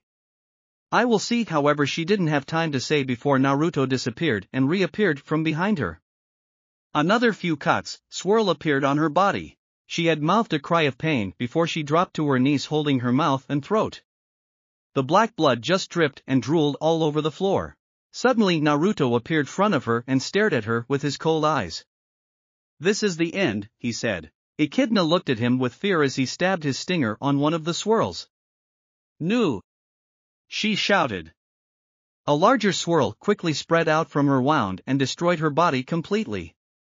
Only remain was golden dust. Naruto looked at golden dust and saw something in there. He picked it up and looked closely. It was a small white crystal ball, which was held by a golden chain. Interesting, he thought. He saw Annabeth, Percy and Grover were coming toward him. "What is that, Naruto?" Percy asked when he saw a crystal in his hand. "A prize," Naruto said. "What it can do?" Grover asked. Naruto noticed bruises on Annabeth's arm. "What happened to your arm, Annabeth?" he asked. "Small accident," Annabeth said. Naruto took his crystal and put it on Annabeth's arm. Suddenly it had started to shine in green color and her injuries were disappeared completely in few seconds. "Wow, it can heal people," Grover said. "Interesting. It will really helpful," Naruto said, "but sadly, it is useless to me." He gave it to Annabeth. "Take it." She surprised at this. "What?" she said. "I can't take it, Naruto. It is your prize. It is useless to me, Annabeth. I'm a good healer. Thanks." Annabeth took the crystal and put it in her pocket. "No problem." Grover pointed toward Chimera and asked, "But, what about him?" Others looked at Chimera, who was coming toward them. "Don't worry about him," Naruto said. "He is my new pet." He turned toward Chimera and said, "Sit boy." Just like a loyal dog he did obey his command. Others were shocked at this. "How did you do that?" Percy asked. "Like my grandfather's eyes, my eyes can control any demon or monster," Naruto said. "So, what are you going to do with him?" Annabeth asked. Naruto smirked and started to make hand sign. He slammed his hand on the floor. With that, seal appeared around Chimera and he disappeared with a puff of smoke. Grover asked, "Where did he go?" "Somewhere in a safe place," Naruto said. "Now let's go, before anyone comes here." "What about the ranger, who saw everything?" Annabeth asked. "He will not remember anything. To him it was a small terrorist attack," Naruto said. "Now, take my hand." They put their hands on his hand. At blink of eyes, they appeared next to a floating McDonald. "That was so fast," Percy said. A block away, they saw every emergency vehicle in St. Louis was surrounding the arch and police helicopters were circling overhead. A news lady was talking for the camera. Probably it was a terrorist attack, we're told, but it's still very early in the investigation. The damage, as you can see, is very serious. "Let's go," Naruto said. "Thanks to me, there is no one eyewitness or proofs of this incident." "What's next?" Annabeth asked. "We have to go Santa Monica," Percy said. Grover asked, "Why?" Percy told them the story of his high dive act and the underwater lady's message. "Whoa," said Grover. "We've got to get you to Santa Monica. You can't ignore a summons from your dad." Both Annabeth and Naruto nodded. "First things," Naruto said, "we've got to get out of town." They made it back to the Amtrak station. They got on board the train just before it pulled out for Denver. The train trundled west as darkness fell, police lights still pulsing against the St. Louis skyline behind them. Chapter 15, Percy's Side Quest. The next afternoon, June 14th, 7 days before the solstice, their train rolled into Denver. They hadn't eaten since the night before in the dining car, somewhere in Kansas.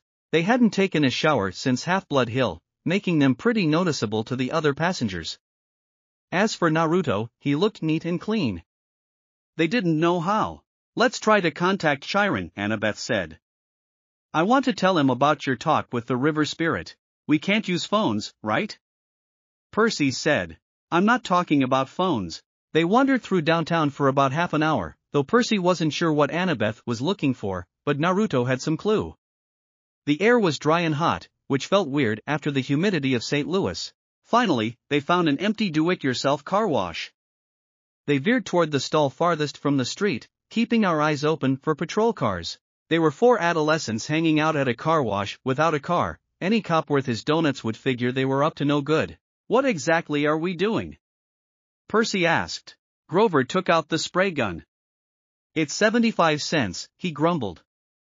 I've only got 2 quarters left. Annabeth? Don't look at me, Annabeth said. Naruto flipped a quarter to him. Take this. Excellent, Grover said.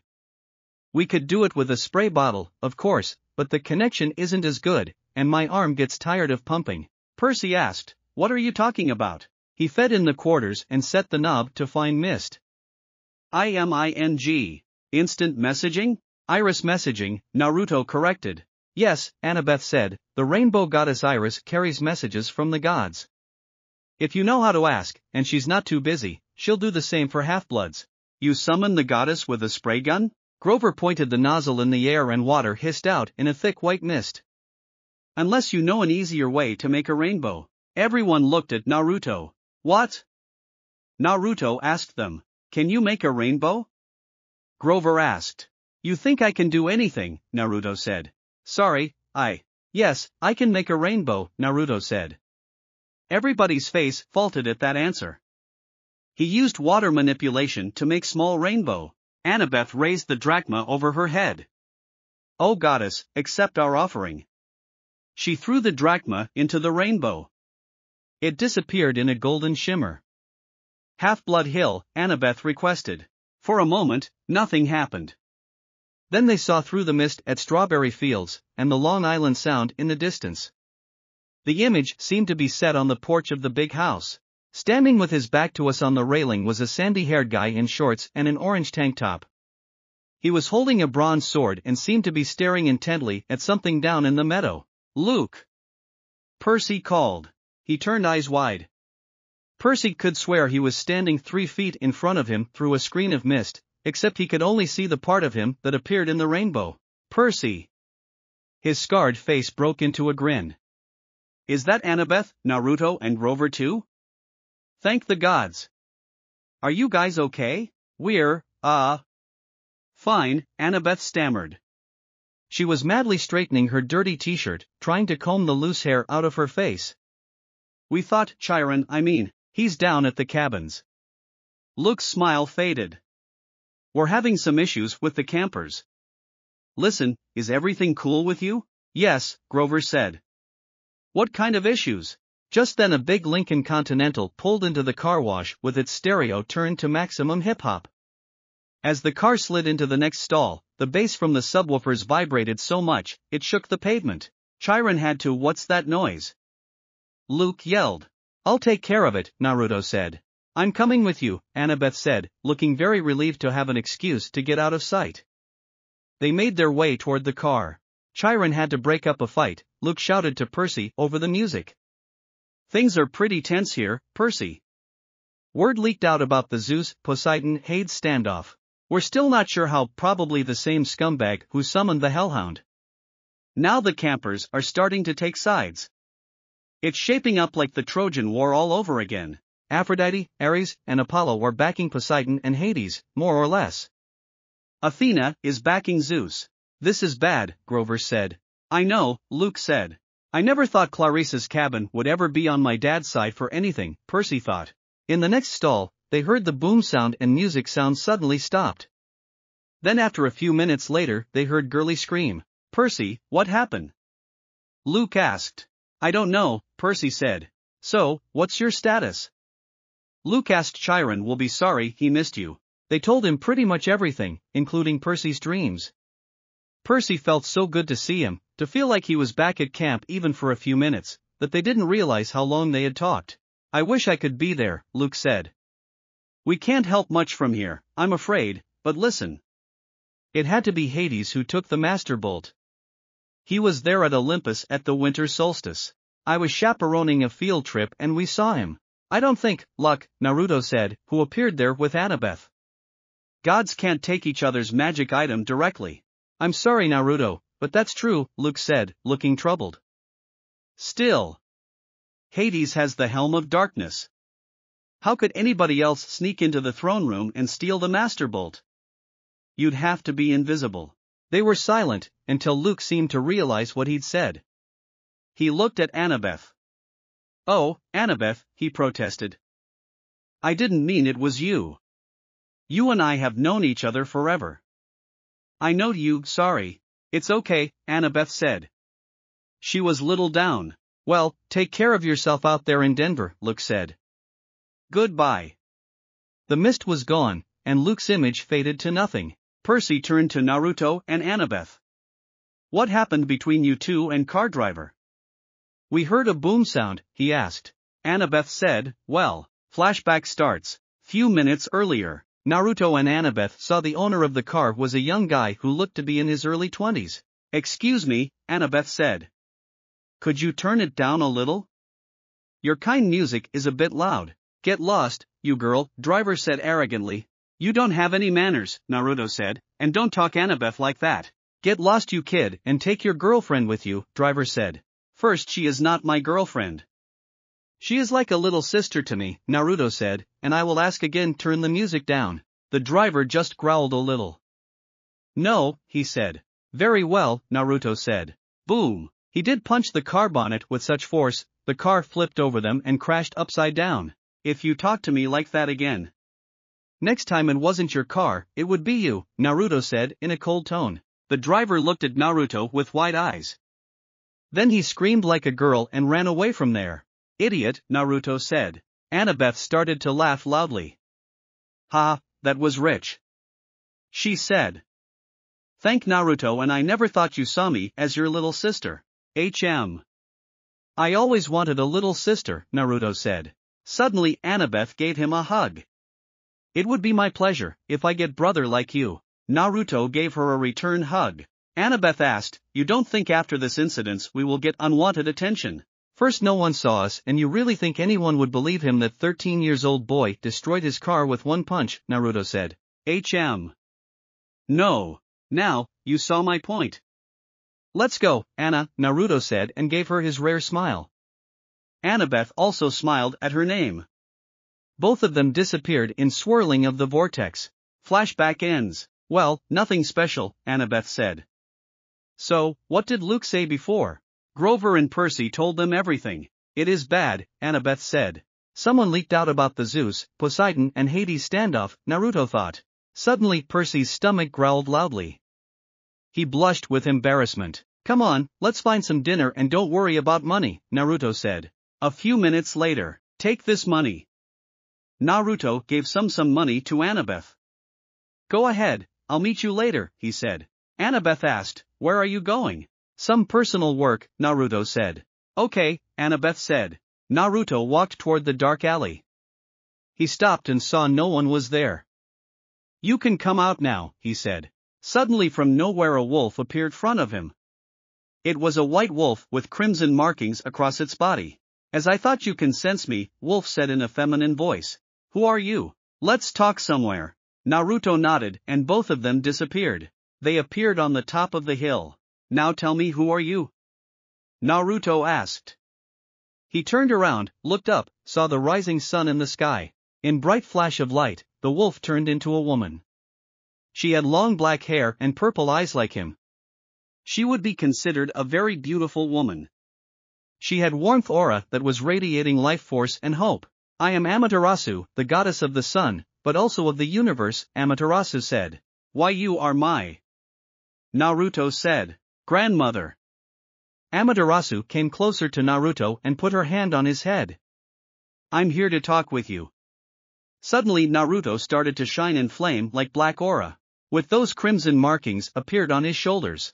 "What is that?" Naruto asked. "My gift," Amaterasu said. "They are divine markings. They are all over your body." "Now what?" Naruto asked. Amaterasu smiled at her grandson. "Let's talk about your life and powers." Zero with others 0. Annabeth, Percy and Grover were sitting at a booth in a gleaming chrome diner. All around them, families were eating burgers and drinking malts and sodas. Finally, the waitress came over. She raised her eyebrows skeptically. "Well," Percy said, "we want to order dinner. You kids have money to pay for it?" Before they could say anything, rumble shook the whole building. A motorcycle the size of a baby elephant had pulled up to the curb. All conversation in the diner stopped. The motorcycle's headlight glared red. Its gas tank had flames painted on it, and a shotgun holster riveted to either side, complete with shotguns.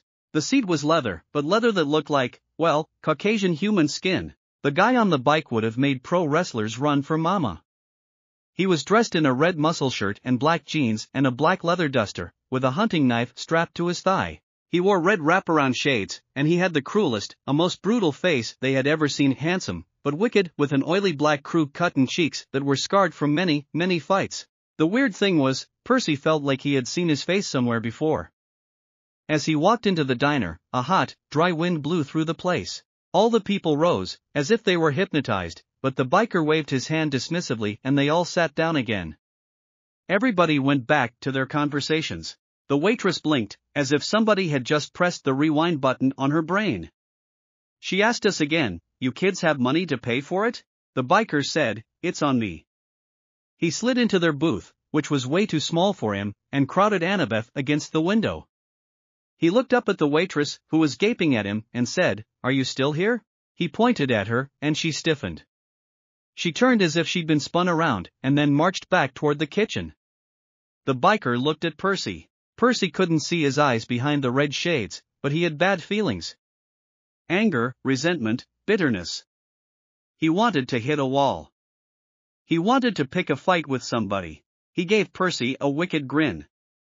"So, you're old Seaweed's kid, huh?" Percy should have been surprised, or scared, but instead he felt like he was looking at his stepdad, Gabe. He wanted to rip this guy's head off. "What's it to you?" Annabeth's eyes flashed him a warning. "Percy, this is..." The biker raised his hand. "Sakai," he said. "I don't mind a little attitude.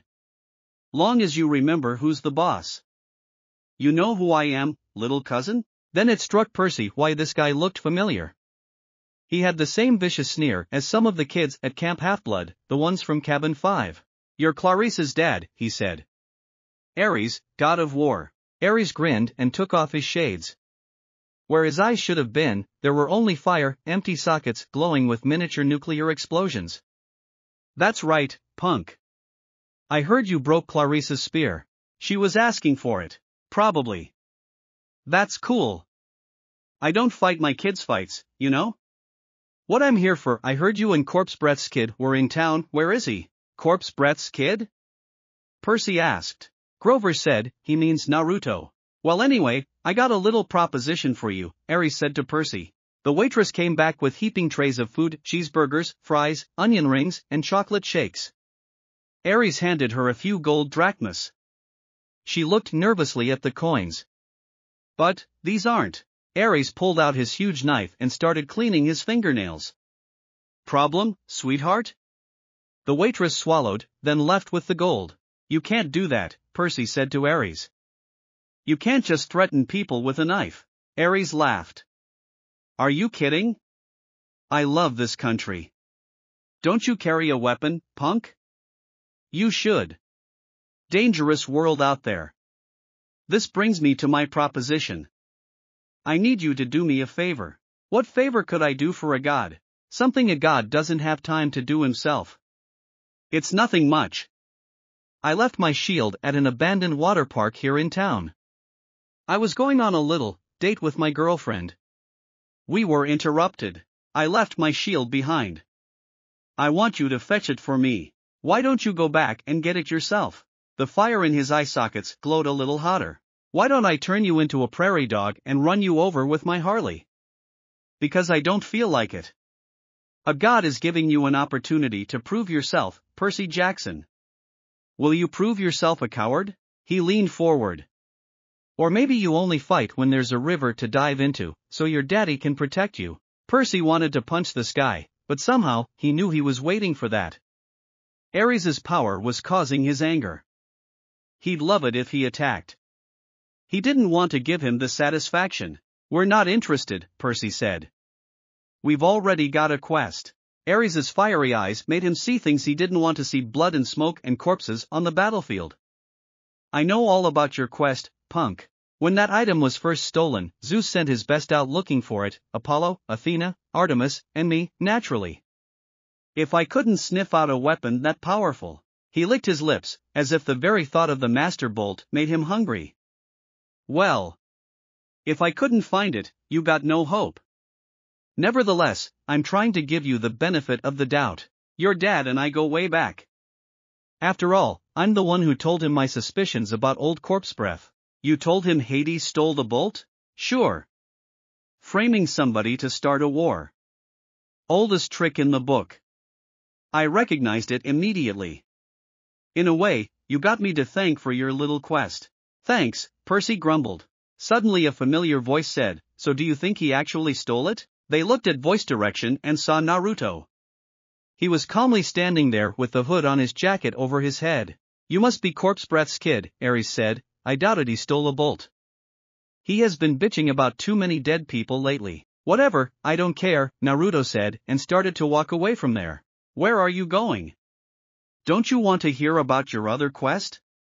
Ares said. No. Technically you asked them first, so it is their quest, not mine. Naruto walked away from there. Smart kid, I like him, Ares said.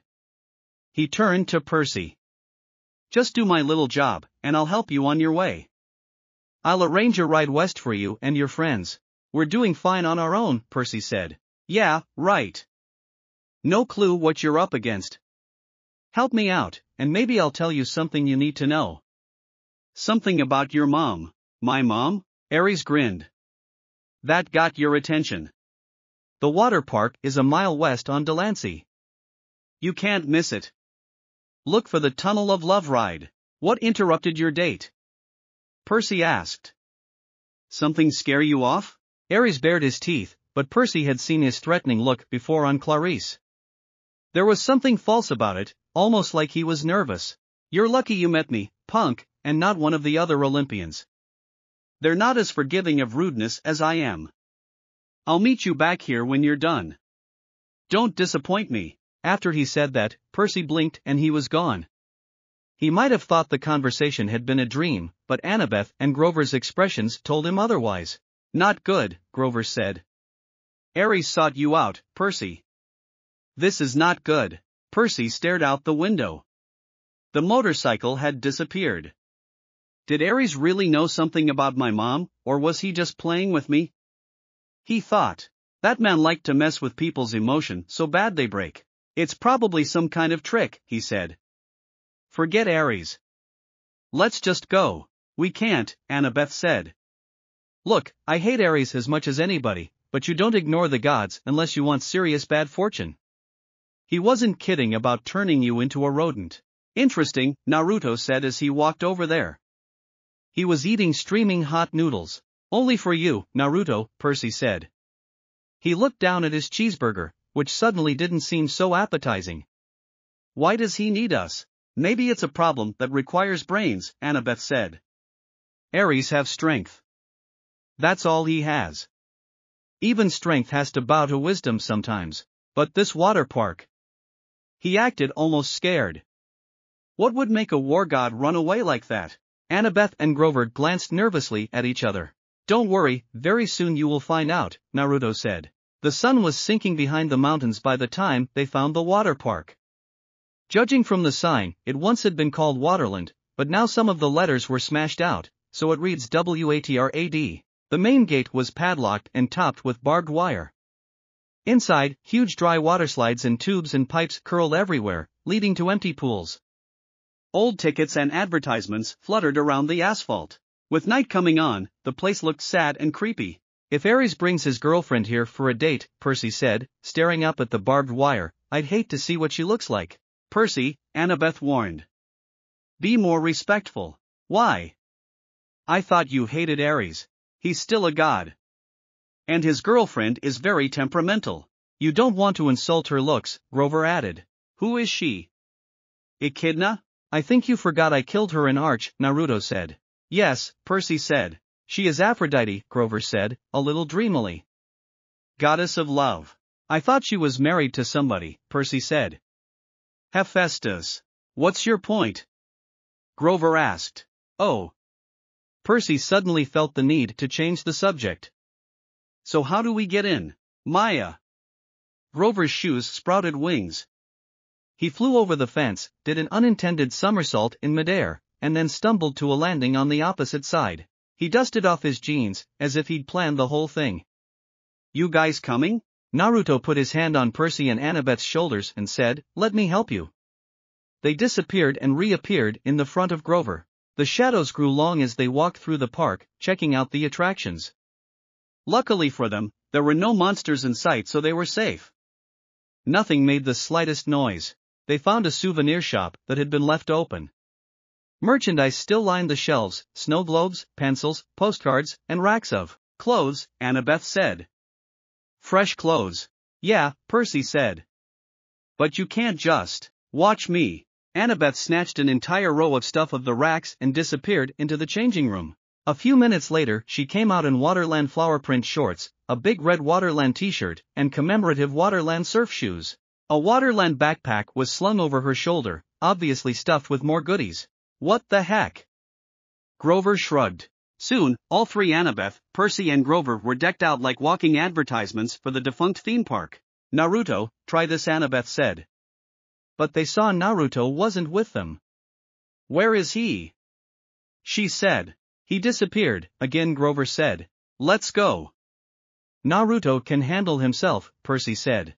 They continued searching for the tunnel of love. Percy got the feeling that the whole park was holding its breath. So, Ares and Aphrodite, he said, to keep his mind off the growing dark, they have a thing going? That's old gossip, Percy, Annabeth said. 3,000-year-old gossip. What about Aphrodite's husband? Well, you know, she said. Hephaestus. The blacksmith. He was crippled when he was a baby, thrown off Mount Olympus by Zeus. So, he isn't exactly handsome. Clever with his hands, and all, but Aphrodite isn't into brains and talent, you know? She likes bikers. Whatever. Hephaestus knows? Oh sure, Annabeth said. He caught them together once. I mean, literally caught them in a golden net, and invited all the gods to come and laugh at them. Hephaestus is always trying to embarrass them. That's why they meet in out-of-the-way places, like... She stopped, looking straight ahead. Like that. In front of them was an empty pool. It was at least 50 yards across and shaped like a bowl. Around the rim, a dozen bronze statues of Cupid stood guard with wings spread and bows ready to fire. On the opposite side of them, a tunnel opened up, probably where the water flowed into when the pool was full. The sign above it read, "Thrill Ride O Love, this is not your parents' tunnel of love." Grover crept toward the edge. Guys, look. Marooned at the bottom of the pool was a pink and white two-seater boat with a canopy over the top and little hearts painted all over it. In the left seat, glinting in the fading light, was Ares' shield, a polished circle of bronze. This is too easy, Percy said. So, we just walk down there and get it? Annabeth ran her fingers along the base of the nearest Cupid statue. There's a Greek letter carved here, she said. Eta. I wonder. Grover, Percy said, you smell any monsters? Grover sniffed the wind. Nothing. Nothing, like in the arch, and you didn't smell echidna? Nothing, or really nothing? Grover looked hurt. I told you that we were underground. Okay, I'm sorry. Percy took a deep breath. I'm going down there. I'll go with you, Grover said, but he didn't sound too enthusiastic. No, Percy said. I want you to stay up top with the flying shoes. You're the Red Baron, a flying ace, remember?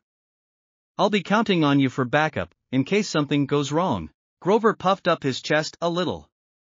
Sure. But what could go wrong? I don't know. Just a feeling. Annabeth, come with me. Are you kidding? Annabeth looked at Percy as if he had just dropped from the moon. Her cheeks were bright red. What's the problem now? Percy demanded. Me, go with you to the thrill ride of love? How embarrassing is that? What if somebody saw me? Who's going to see you? Percy said. His face was red. Leave it to a girl to make everything complicated, he thought. Fine, Percy said. I'll do it myself. He started down the side of the pool. Annabeth followed him, muttering about how boys always mess things up. They reached the boat. The shield was propped on one seat, and next to it was a lady's silk scarf. He picked up the scarf. It shimmered pink, and the perfume was indescribable rose, or mountain laurel. Something good. He smiled, a little dreamy, and was about to rub the scarf against his cheek when Annabeth ripped it out of his hand and stuffed it in her pocket. Oh, no you don't. Stay away from that love magic. What? Just get the shield, seaweed brain, and let's get out of here. Percy scowled and reached for the shield, only to pale as his other hand hit a tripwire. Wait, Annabeth said. Too late. There's another Greek letter on the side of the boat, another Eta. This is a trap. Noise erupted all around them, of a million gears grinding, as if the whole pool were turning into one giant machine. Grover yelled, Guys!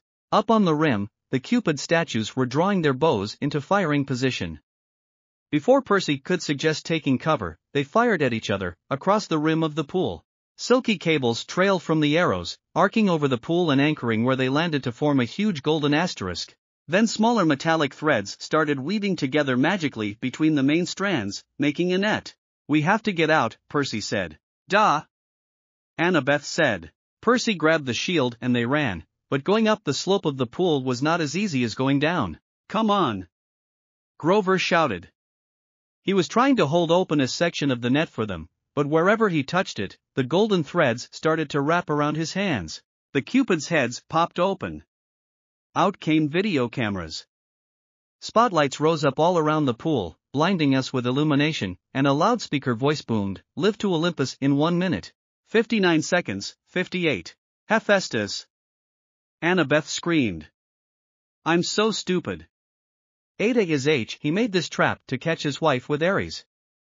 Now we're going to be broadcast live to Olympus and look like absolute fools. They had almost made it to the rim when the row of mirrors opened like hatches and thousands of tiny metallic things poured out. Annabeth screamed. It was an army of wind-up creepy crawlies, bronze gear bodies, spindly legs, and little pincer mouths, all scuttling toward them in a wave of clacking, whirring metal. Spiders! Annabeth said. SP, Aya. She fell backward in terror and almost got overwhelmed by the spider robots before Percy pulled her up and dragged her back toward the boat. Annabeth and Percy climbed into the boat. Percy started kicking away the spiders as they swarmed aboard. He yelled at Annabeth to help him, but she was too paralyzed to do much more than scream. 3029, called the loudspeaker. The spiders started spitting out strands of metallic thread, trying to tie us down. The strands were easy enough to break at first, but there were so many of them, and the spiders just kept coming. Grover hovered above the pool in his flying sneakers, trying to pull the net loose, but it wouldn't budge. I wish Naruto was here with us now. He really knows what to do, Grover said to himself. Anyone called me here, Naruto said, who suddenly appeared behind Grover. Naruto, you are here, Grover said. He saw Naruto was floating in midair. You can fly too.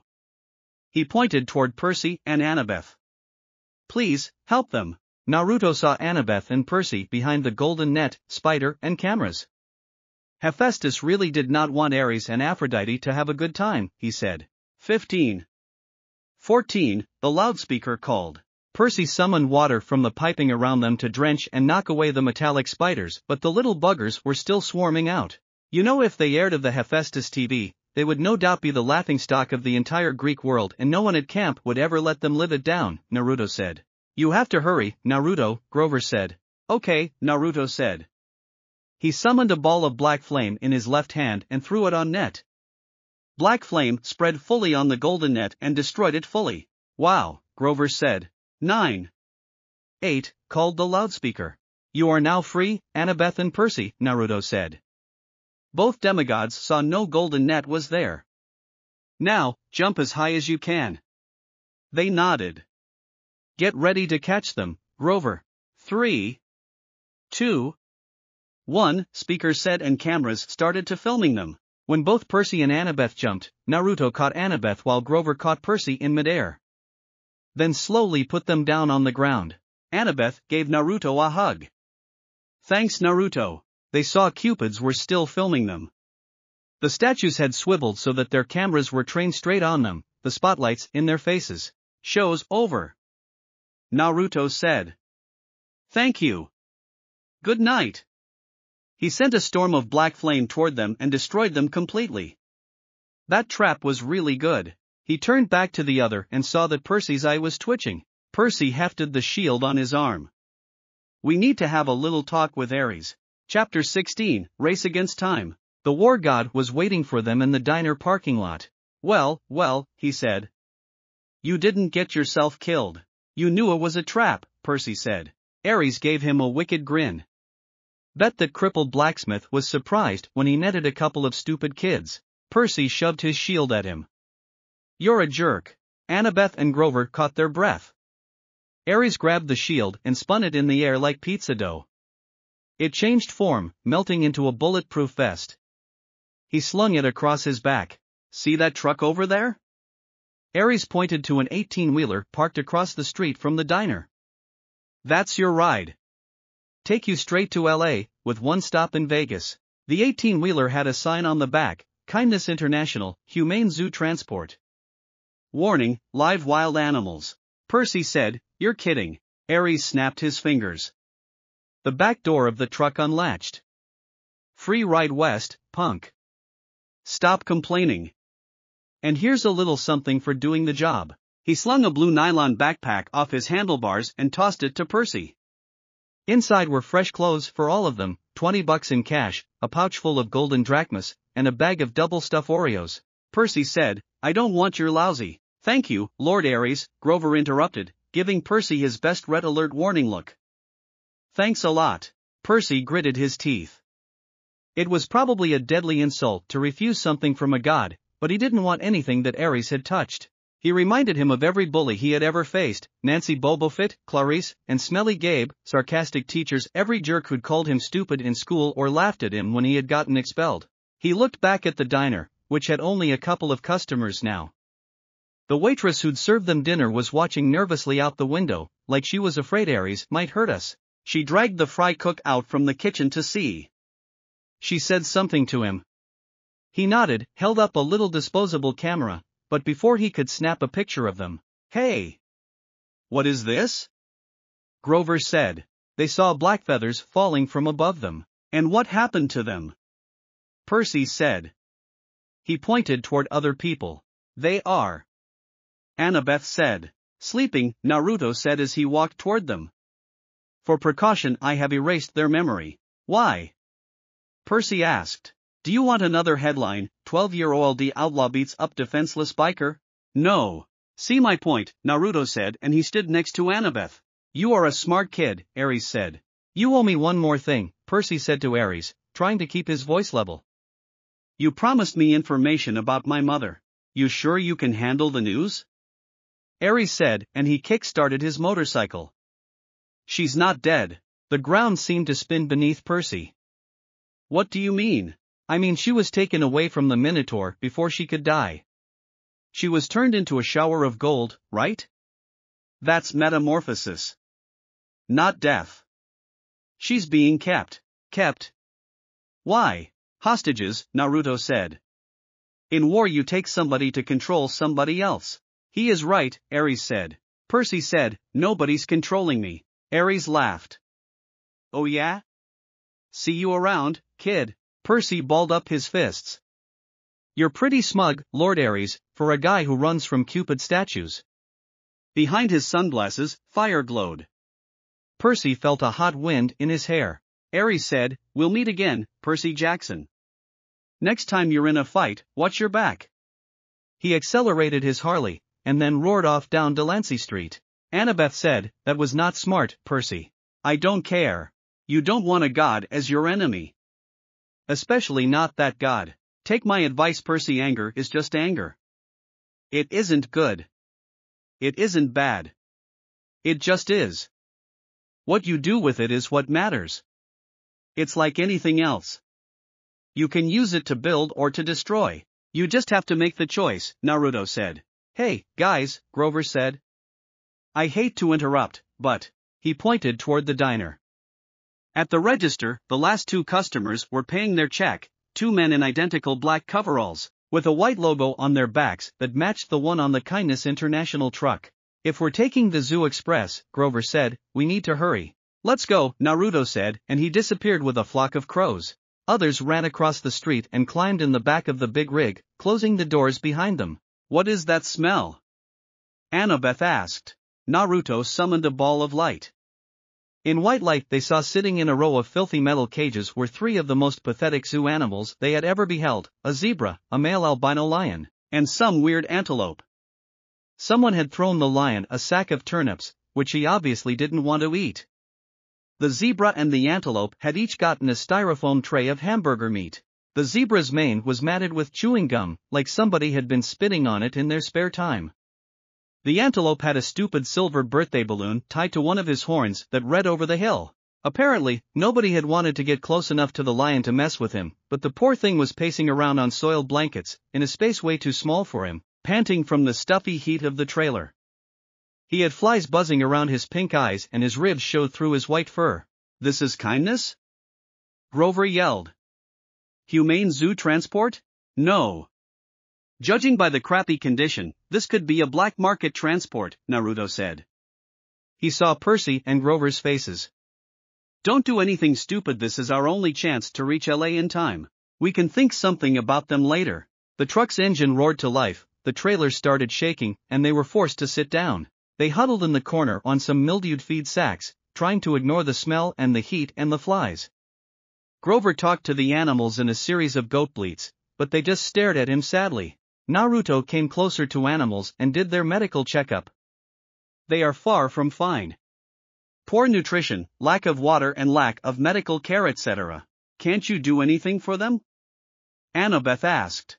Give them some food and water, this is the only thing we can do for them now, Naruto said. Percy found a water jug and refilled their bowls, and Naruto dragged the mismatched food out of their cages. He gave the meat to the lion and the turnips to the zebra and the antelope. Grover calmed the antelope down, while Annabeth used her knife to cut the balloon off his horn. She wanted to cut the gum out of the zebra's mane, too, but they decided that would be too risky with the truck bumping around. They told Grover to promise the animals they will help them more in the morning, and then they settled in for the night. Hey, Annabeth said, I'm sorry for freaking out back at the water park, Percy. That's okay. It's just... She shuddered. Spiders. Because of the Arachne story, Percy said. She got turned into a spider for challenging your mom to a weaving contest, right? Annabeth nodded. Arachne's children have been taking revenge on the children of Athena ever since. If there's a spider within a mile of me, it'll find me. I hate the creepy little things. Anyway, I owe you. We're a team, remember? Percy said. Besides, Grover did the fancy flying and Naruto, he did his best. Percy thought Grover was asleep, but he mumbled from the corner, I was pretty amazing, wasn't I? Annabeth and Percy laughed. She pulled apart an Oreo, handed Percy half. Even though Naruto was not near them, he could still hear them with his abilities. He closed his and listened. In their conversation he heard Grover. I was supposed to escort Talia to camp, Grover said, sniffling. Only Talia.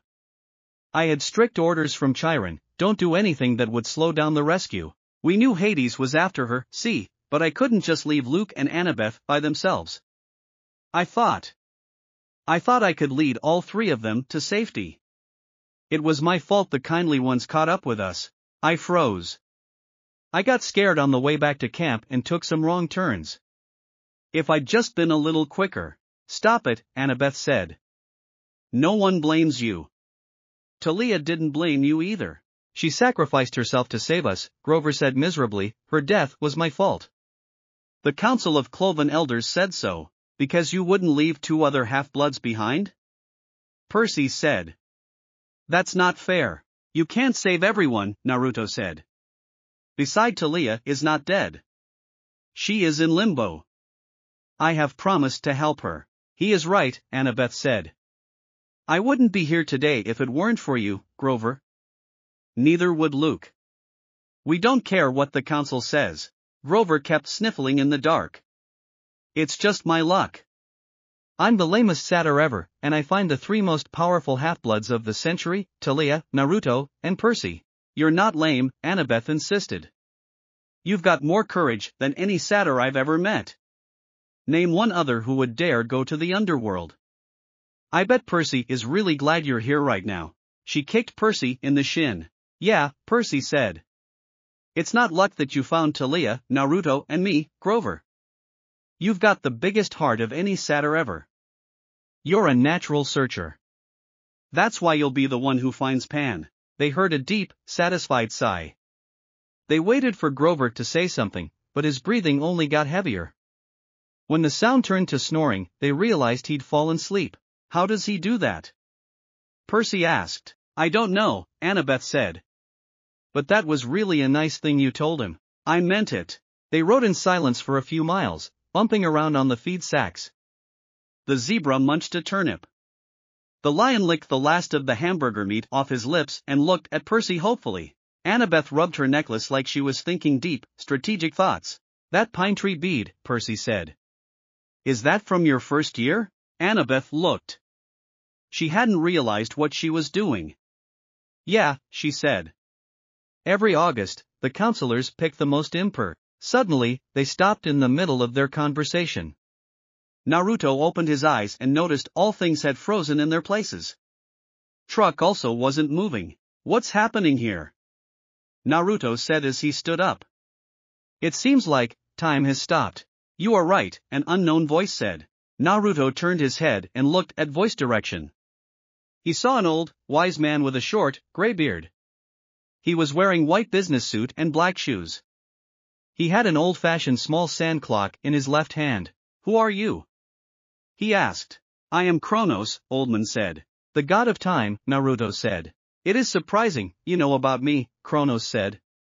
People did often get confused between me and the Titan Lord Cronus. Naruto nodded and said, so what I can do for you? Your grandfather has told me many things about you, Kronos said. So, I wanted to meet with you. He placed his left hand on Naruto's shoulder. There is also one thing, I saw your future and I know you would need this. As diamond on the Naruto's forehead started to shine for a few seconds, and then returned to the normal. Thanks, Naruto said. Time is always with you, Naruto, Kronos said. Use this power wisely. He disappeared from and everything went normal. 10th event of the summer, and they painted on that year's beads. I've got Taliah's pine tree, a Greek trireme on fire, a centaur in a prom dress, now that was a weird summer. Annabeth continued.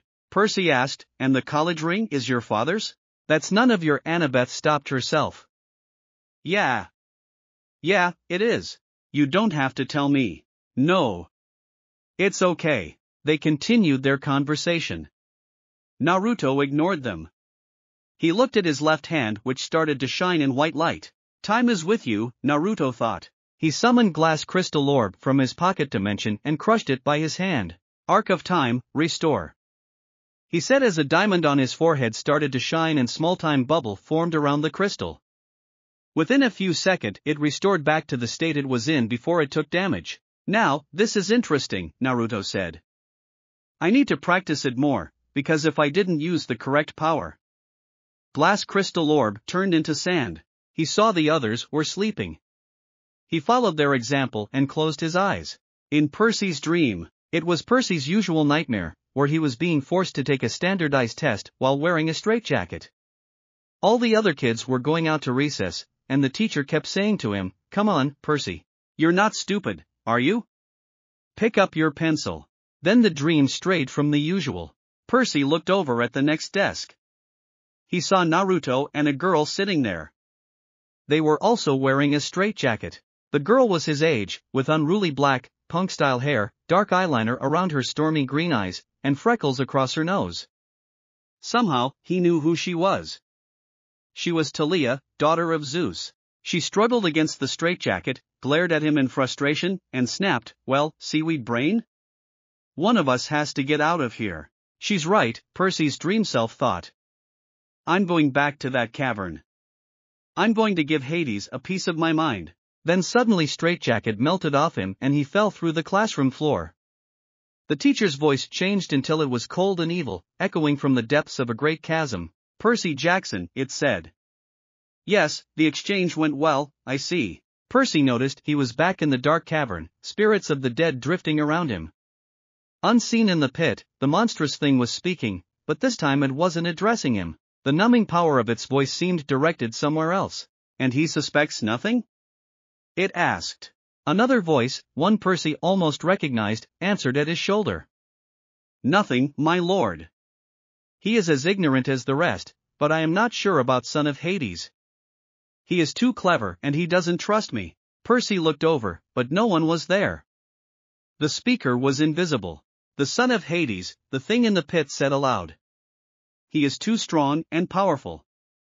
We have to do something about him. Yes, my lord, said the voice next to him, but you are well named the Crooked One.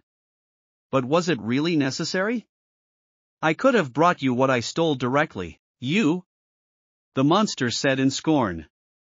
You have already shown your limits. You would have failed me completely had I not intervened. But, my lord, peace, little servant.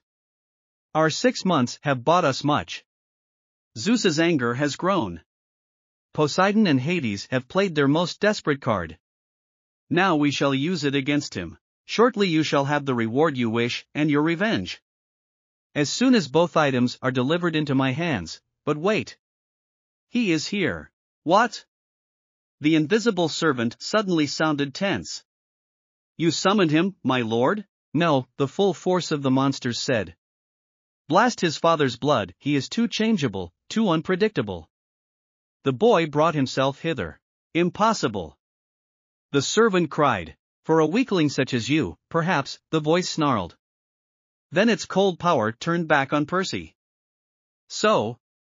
You wish to dream of your quest, young half-blood? Then I will oblige. The scene changed. Percy found he was standing in a vast throne room with black marble walls and bronze floors. The empty, horrid throne was made from human bones fused together.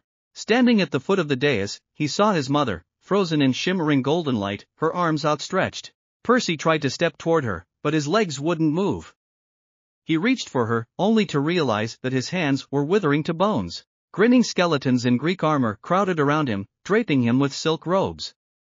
Suddenly, in the blink of an eye, all stopped and Percy found himself in a pure white room. What? The evil voice shouted. With a flock of crows, Naruto appeared beside Percy. How many times I told you are not welcome here? He said. You, again. Yes, Naruto said. Now go back. He sent a blast of chakra. I will never forget this, the Son of Hades. We will meet again and then. His voice faded away. Percy woke with a start. Grover was shaking his shoulder. The truck stopped, he said. We think they're coming to check on the animals. Hide. Annabeth hissed. She put on her magic cap and disappeared. Grover and Percy had to dive behind feed sacks. The trailer doors creaked open. Sunlight and heat poured in. Man! One of the truckers said, waving his hand in front of his ugly nose. I wish I hauled appliances. He climbed inside and saw Naruto was standing front lion's cage. Hey! He shouted. Who are you? Maurice, what is happening inside? Second truckers said from outside. A kid is inside, Eddie, Maurice said. A kid? Eddie said. He also climbed inside and saw Naruto. Who are you? I am your worst nightmare, Naruto said and disappeared with a flock of crows. Crows started to attack on the both truckers. Ha! Maurice shouted. Move them away from me. Eddie, shut up, Maurice. I am Bu, hey. Not on face. Eddie shouted. Last thing both saw was strange red eyes. Tsukuyomi. In Tsukuyomi, both truckers found themselves in strange world which had blood-red moon in the sky. They saw dead trees and crows were around them. Suddenly, they pinned the wooden platform by black chains. Grrrrrr. They heard the snarling and growling of animal beside them. They turned their head and saw 3 familiar animals. They were not in their cages and they were 5 times bigger than their normal size. We are going to die, Eddie, Maurice said. I know, Eddie said. Grrrrrrt. They heard a low growl, and saw the eyes of the animals turn to a blood red, moving their head, staring at them all. They all attacked on both truckers at once. Ahiaha. Both truckers shouted in pain. 1 minute is gone and 47 hour 59 minutes is remaining, Naruto said. In real world, 3 seconds later both truckers collapsed on the floor. Come out now, Naruto said. Annabeth became visible, and Grover and Percy came out from their hiding spot. Annabeth saw both truckers and asked, "What did you do with them?" She asked. "Illusion," Naruto said, "and they are only unconscious. Now what are we going to do with them?" Percy asked, and he pointed to the animals. They decided to release them. Naruto cut the locks with his sword. Grover raised his hands and spoke goat blessing. "Good luck," Naruto said. The antelope, the zebra and the lion burst out of their cages and went off together into the streets. Some tourists screamed. Most just backed off and took pictures. "Will the animals be okay?" Percy asked Grover. "I mean, the desert and all." "Don't worry," Grover said. "I placed a satyr's sanctuary on them." "Meaning?" "Meaning they'll reach the wild safely," Grover said. "They'll find water, food, shade, whatever they need until they find a safe place to live." "Why can't you place a blessing like that on us?" Percy asked. "It only works on wild animals." "So, it would only affect Percy," Annabeth reasoned. "Hey!" Percy protested. "Kidding," Annabeth said. "Come on. Let's get out of this filthy truck." After getting out of the truck, they found themselves on the highway. "Anyone knows where are we?" Percy asked. "We are 10 kilometers away from Las Vegas," Naruto said. "How do you know that?" Percy asked. Naruto pointed at signboard, Las Vegas 10 kilometers. "Well anyway, how reach there?" Percy asked. "We don't have any transport." "Don't worry about that. Just take my hand," Naruto said. Everyone nodded and placed their hand on Naruto's hand. They all disappeared with the swirling of the vortex. Without anyone noticing them, they appeared in Las Vegas. "Wow!" Grover said. "Naruto, why don't you do this in the first place?" Percy said. "There is some limit of teleportation power, Percy, not really." There is no limitation of teleportation power, Naruto thought. They passed the Monte Carlo, the MGM, pyramids, a pirate ship, and the Statue of Liberty, which was a pretty small replica, but still made Percy homesick. They weren't sure what they were looking for. They made their way to a dead-end street with a building at the end of it with the banner saying, Lotus Hotel and Casino. The entrance was a huge neon flower, the petals lighting up and blinking. No one was going in or out, but the glittering chrome doors were open, spilling out air conditioning that smelled like flowers, lotus blossom. The doorman smiled at them. "Hey, kids. You look tired. You want to come in and sit down?" "No thanks," Naruto said. Then he saw Annabeth, Grover, and Percy tired faces. "If you want, you can go there. I will meet you later."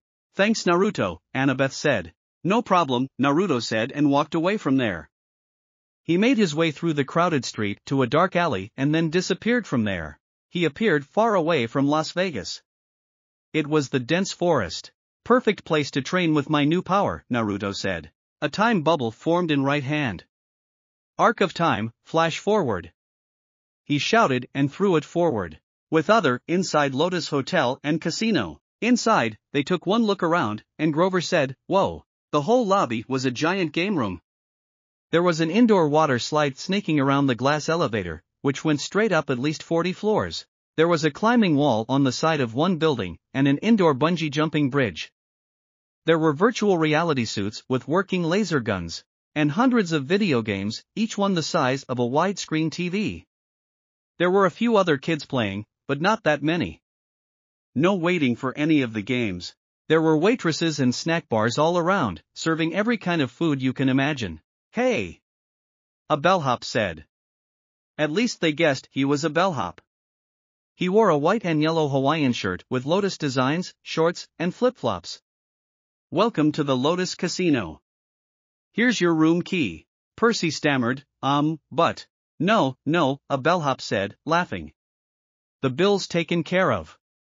No extra charges, no tips. Just go on up to the top floor, room 4001. If you need anything, like extra bubbles for the hot tub, or skeet targets for the shooting range, or whatever, just call the front desk. Here are your Lotus cash cards.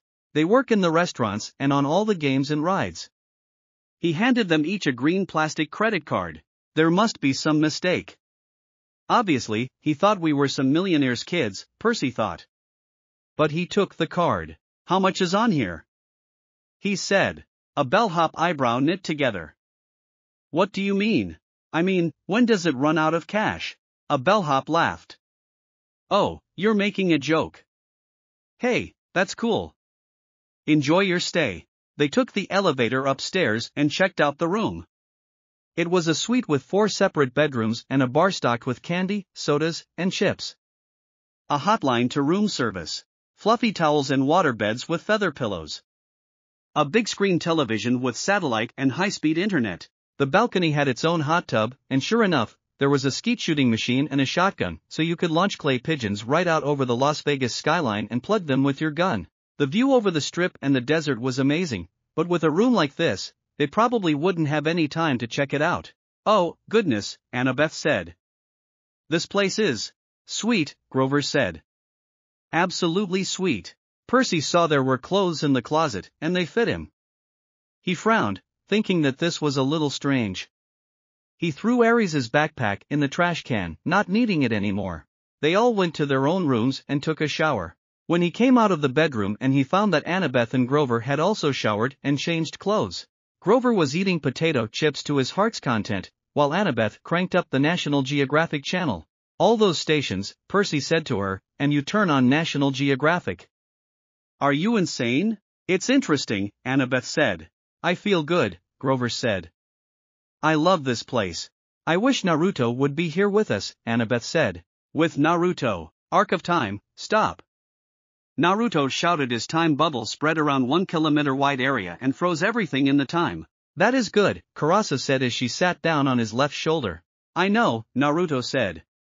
He looked at around and everything was frozen in time, birds, animals and trees. But I need more practice. I can only stop the time for 5 minutes and 1 kilometer is my range. The time bubble disappeared and everything went normal. But it is only one day and we have time. Yes, Naruto said. Also, you will like to see this. He raised his hand toward the empty space front of him and opened the space-time dimension gate. What is this? It's my new space-time technique. It's faster than my space-time migration. In few seconds you can teleport to one place to another, Naruto said. The image of Lotus Hotel and Casino appeared in the gate. Let's go. They both entered in the door. Front of Lotus Hotel and Casino. In the blink of eyes, they appeared front of the hotel. It is faster than your old technique, Kurasa said. I know, Naruto said. Before they will enter in hotel, Naruto heard an unknown voice in his head. Naruto. Don't go there, a voice said. Naruto asked, who are you? I am your father and this place is a trap. Naruto thought for a few seconds and said, sorry father, but I am going inside. If it is trapped then I have to save them. Kurasa-chan, you can go now, Naruto said. Kurasa disappeared in his shadow. Ignoring his father's warning, Naruto entered inside the hotel. The first things he noticed, it was time. In this place, time is moving slower than normal, he thought. I have to hurry. He sensed Annabeth, Grover, and Percy's life signature. Found them, Naruto thought. He disappeared from there and reappeared in the room. He found Grover playing a reverse hunting game where he had to shoot rednecks. Annabeth was playing a simulation game where she could build her own city and Percy. Naruto thought, now, where is Percy? He is. So, you didn't listen to me. You are stubborn like your mother, Hades' voice said. Thanks, Naruto said.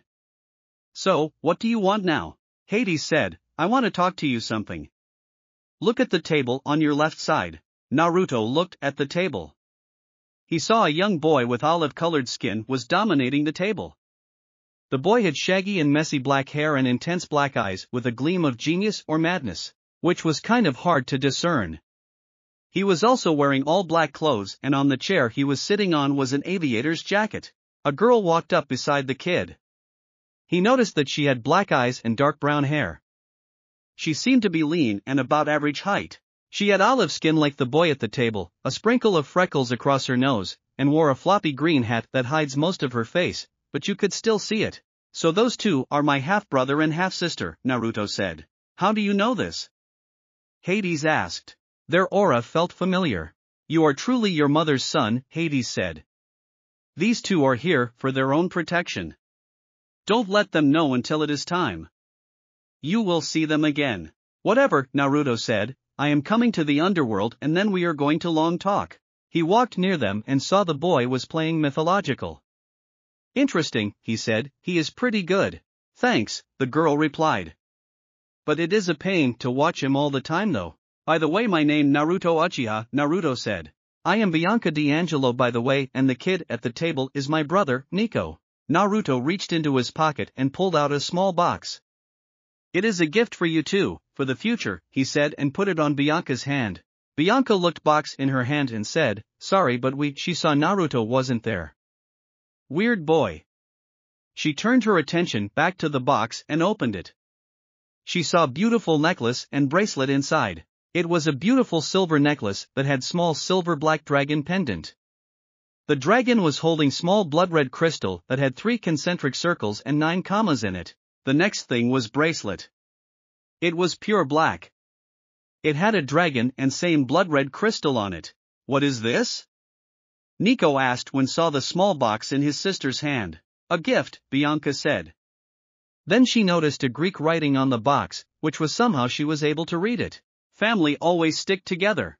I like this gift, Nico said as he took the bracelet. Bianca nodded his head. Who was he, she thought. Percy was trying to get Annabeth away from her game. Come on, he said to her. We've got to get out of here. Percy got no response so shook her. Annabeth? Annabeth looked up, annoyed. What? We need to leave. Leave? What are you talking about? I've just got the towers. This place is a trap. Annabeth didn't respond until Percy shook her again. What? Listen. The underworld. Our quest. Oh, come on, Percy. Just a few more minutes. Suddenly Naruto appeared behind them. He put his hands on their shoulders. Sorry, we have no time, he said. He absorbed both of them into his personal dimension. Now, where is Grover? He thought. There. He disappeared again. Naruto found him still playing a virtual deer hunter. Grover said, Die, human. Die, silly polluting nasty person. Grover, Naruto said. Grover. Grover turned the plastic gun on him and started clicking, as if he were just another image from the screen. Naruto took his arm and both of them disappeared from there. Naruto appeared outside the Lotus Casino with unconscious Annabeth, Percy and Grover on the ground. The first Percy woke up. My head, he said. Last time I was with Annabeth. Then Percy noticed it was afternoon, about the same time of day they had gone into the casino, but something was wrong. The weather had completely changed. It was stormy, with heat lightning flashing out in the desert. He also saw Ares's backpack was slung over his shoulder, which was odd, because he was sure he had thrown it in the trash can in room 4001. Oh. My head. Annabeth said. Grover said. Both of them woke up. Annabeth saw Percy and asked, What happened here? Lotus Casino is a trap, Naruto said as he appeared there. Now, gets up, because we're leaving. Why so urgent? Grover asked. He threw the newspaper toward them. Percy caught it. They read the date, June 20th. They had been in the Lotus Casino for 5 days. They had only 1 day left until the summer solstice. 1 day to complete their quest. Grover said, Oh crap. Let's go. We don't have time, Naruto said. Chapter 17, We're going to hell. It was evening, and our 3 demigods and satyr were front of a bookstore, Grover said in surprised tone. Annabeth stared at Naruto. Naruto, what are we doing here? She asked. This bookstore is going to help us, Naruto said as he entered in the store and other walked in behind him. After entering the store, Naruto asked the person working there, Do you have any book about LA?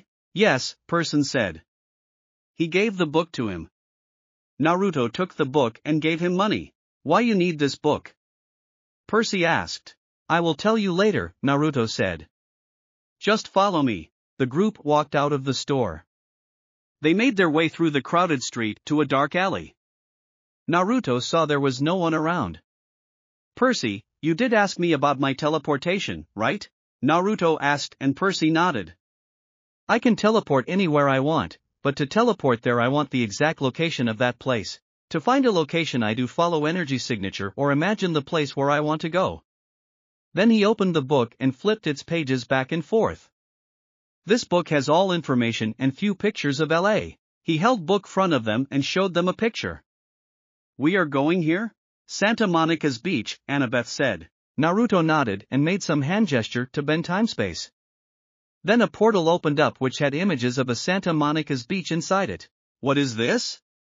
Percy asked in a surprised tone. My new teleportation technique, Naruto said. Let's go and don't do anything stupid, if you don't want to lose forever in different dimensions. How many times you have used this? Grover asked in a nervous tone. This is the second time, Naruto said as he disappeared into the portal. What? Grover looked at Annabeth and Percy and asked nervously, he is kidding, right? I don't know, Annabeth said. She and Percy entered into the portal. With that Grover became more nervous. Now or never, he said to himself. He closed his eyes and stepped in the portal. You can open your eyes. Grover heard Naruto's voice. He opened his eyes and saw he was in Santa Monica's beach. It looked exactly the way LA beaches do in the movies, only it smelled worse. There were carnival rides lining the pier, palm trees lining the sidewalks, homeless guys sleeping in the sand dunes, and surfer dudes waiting for the perfect wave. Thank God. I am safe, he shouted. Whatever Grover, let's go, Naruto said. As they walked down to the edge of the surf, Annabeth asked, Naruto, you can sense energy signature, right? Naruto nodded. So can you sense Zeus Masterbolt energy? No, Naruto said. Percy asked, why? Because I haven't seen Zeus Masterbolt before nor I know its energy signature, Naruto said. He turned to Annabeth.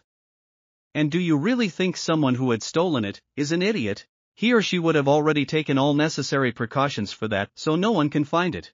I never thought about that, Grover said. So, what now? Annabeth asked. It was sunset and the Pacific was turning gold in the setting sun. I have no clue, Naruto said, but I think Percy might have. He pointed to Percy, who was walking in the water. Percy? Annabeth said. What are you doing? But Percy didn't stop walking. You know how polluted that water is? There are all kinds of toxic. He just ignored her as he went underwater. Don't worry about him, Annabeth, Naruto said. He is the son of the Poseidon. It's his father element. With Percy. Percy felt something rub against his leg. Looking it down, he saw a 5-foot-long mako shark. But the weird thing was that it wasn't attacking on him. It was nuzzling him like a dog. Percy touched its dorsal fin. It bucked a little, as if inviting him to hold tighter. He grabbed the fin with both hands. It took off, pulling him along. The shark carried him down into the darkness. He noticed surface was 150 feet above him. I should have been crushed by the pressure, Percy thought. Then again, I shouldn't have been able to breathe. Then he saw something glimmering in the darkness below, growing bigger and brighter. A woman's voice like his mother said, Percy Jackson. As she got closer, her shape became clearer. She had flowing black hair, a dress made of green silk. Light flickered around her, and her eyes were so distracting beautiful. She was riding the stallion-sized seahorse. She dismounted.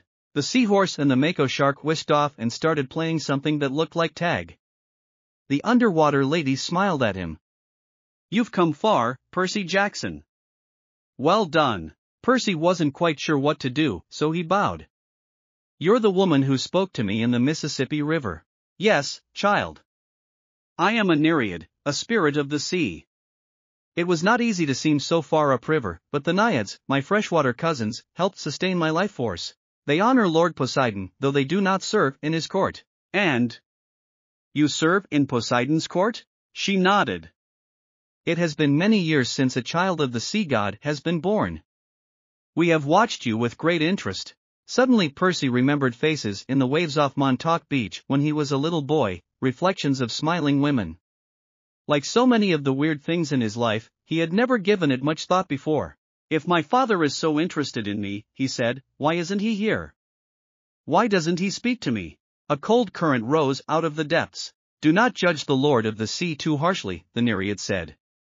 He stands at the brink of an unwanted war. He has much to occupy his time. Besides, he is forbidden to help you directly. The gods may not show such favoritism, even to their own children, especially for them. The gods can work by indirect influential only. That is why I give you a warning and a gift. She held out her hand. 3 white pearls flashed in her palm. With Naruto and others, Grover and Annabeth were waiting for Percy while Naruto was sitting on ground in meditation. What's taking him so long? Grover asked. Don't worry, he will be fine, Annabeth said. Naruto opened his eyes and said, Percy, he is coming here. He stood up and saw Percy emerged from the water.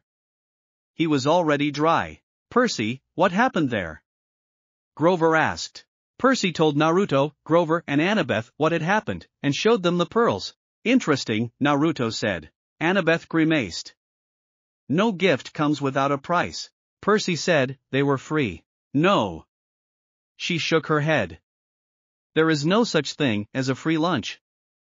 That's an ancient Greek saying that translated pretty well into American. There will be a price. You wait. We can talk about it later, Naruto said. Percy. Give me the address.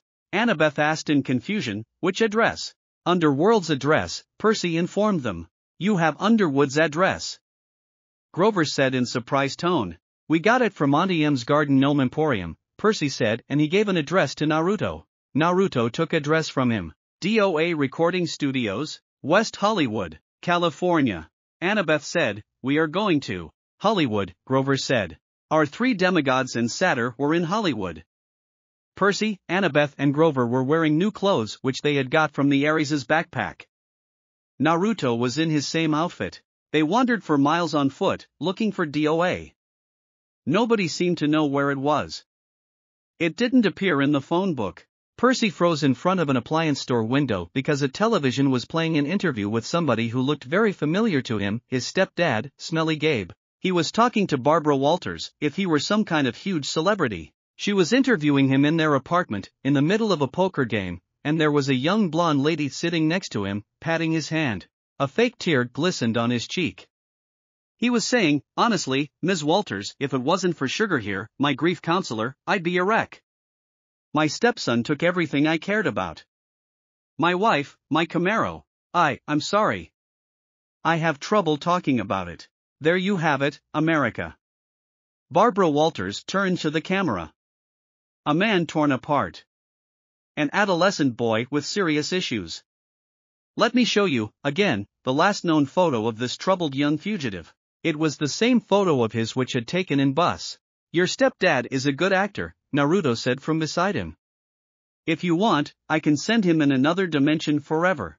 You can do that, Percy asked hopefully. Yes. Come on, Grover said. He hauled Percy away before he could say anything. Percy, for your kind information, my offer still stands, Naruto said. It got dark, and hungry-looking characters started coming out on the streets to play. Percy was a New Yorker. He hadn't scared easy. But LA had a totally different feel from New York. In New York, everything seemed close. It didn't matter how big the city was, you could get anywhere without getting lost. The street pattern and the subway made sense. There was a system to how things worked. A kid could be safe as long as he wasn't stupid. LA wasn't like that. It was spread out, chaotic, hard to move around. It wasn't enough for LA being big, it had to prove it was big by being loud and strange and difficult to navigate, too. Percy didn't know how they were ever going to find the entrance to the underworld by tomorrow, the summer solstice. They walked past gangbangers, bums, and street hawkers, who looked at them like they were trying to figure if they were worth the trouble of mugging. This place is filled with a lot of negative emotions, Naruto though. They hurried past the entrance of an alley, a voice from the darkness said, "Hey, you." They stopped. Before they knew it, they were surrounded by a group of thug, who appeared from the alley. They were 6 of them. Instinctively, Percy tried to uncap Riptide, but Naruto held his hand. "I will handle them," he whispered in his ear. Then he looked at thugs and said, "Get lost." "Kid, you are here surrounded," said one thug. Clearly, he was leader. "Now give us all your money." "How about no?" Naruto said. "Then we are." He was about to tell them what they were going to do with them when suddenly everything froze. Annabeth noticed that except them nothing was moving. What happened to them? She asked. Don't worry about it, I will handle them, Naruto said. Now go. But, he is right, Annabeth, Grover said. Let's go. He, Annabeth and Percy ran from there. Naruto looked at thugs and everything went normal. Leader found the only Naruto front of him. Hey, he said, where are your friends? You don't need to know. Tell me. Leader shouted. He walked front if you are not. He raised his hand that already curled into a fist and he was ready to punch him, but Naruto grabbed his hand. You would be useful to me in the future, Naruto said, and he absorbed him in his personal dimension. Thugs saw their leader disappeared in some kind rap hole. Where is J-John? One thug asked. Naruto didn't say anything. Thugs took out his gun and fired at Naruto. Naruto caught the incoming bullet between his index and middle finger. Pathetic, he said. He then casually flicks the bullet back. The thug was caught off guard as a bullet hit directly into his heart. He was dead on the spot. Other thugs were now scared. They took a step back in fear. Who are you?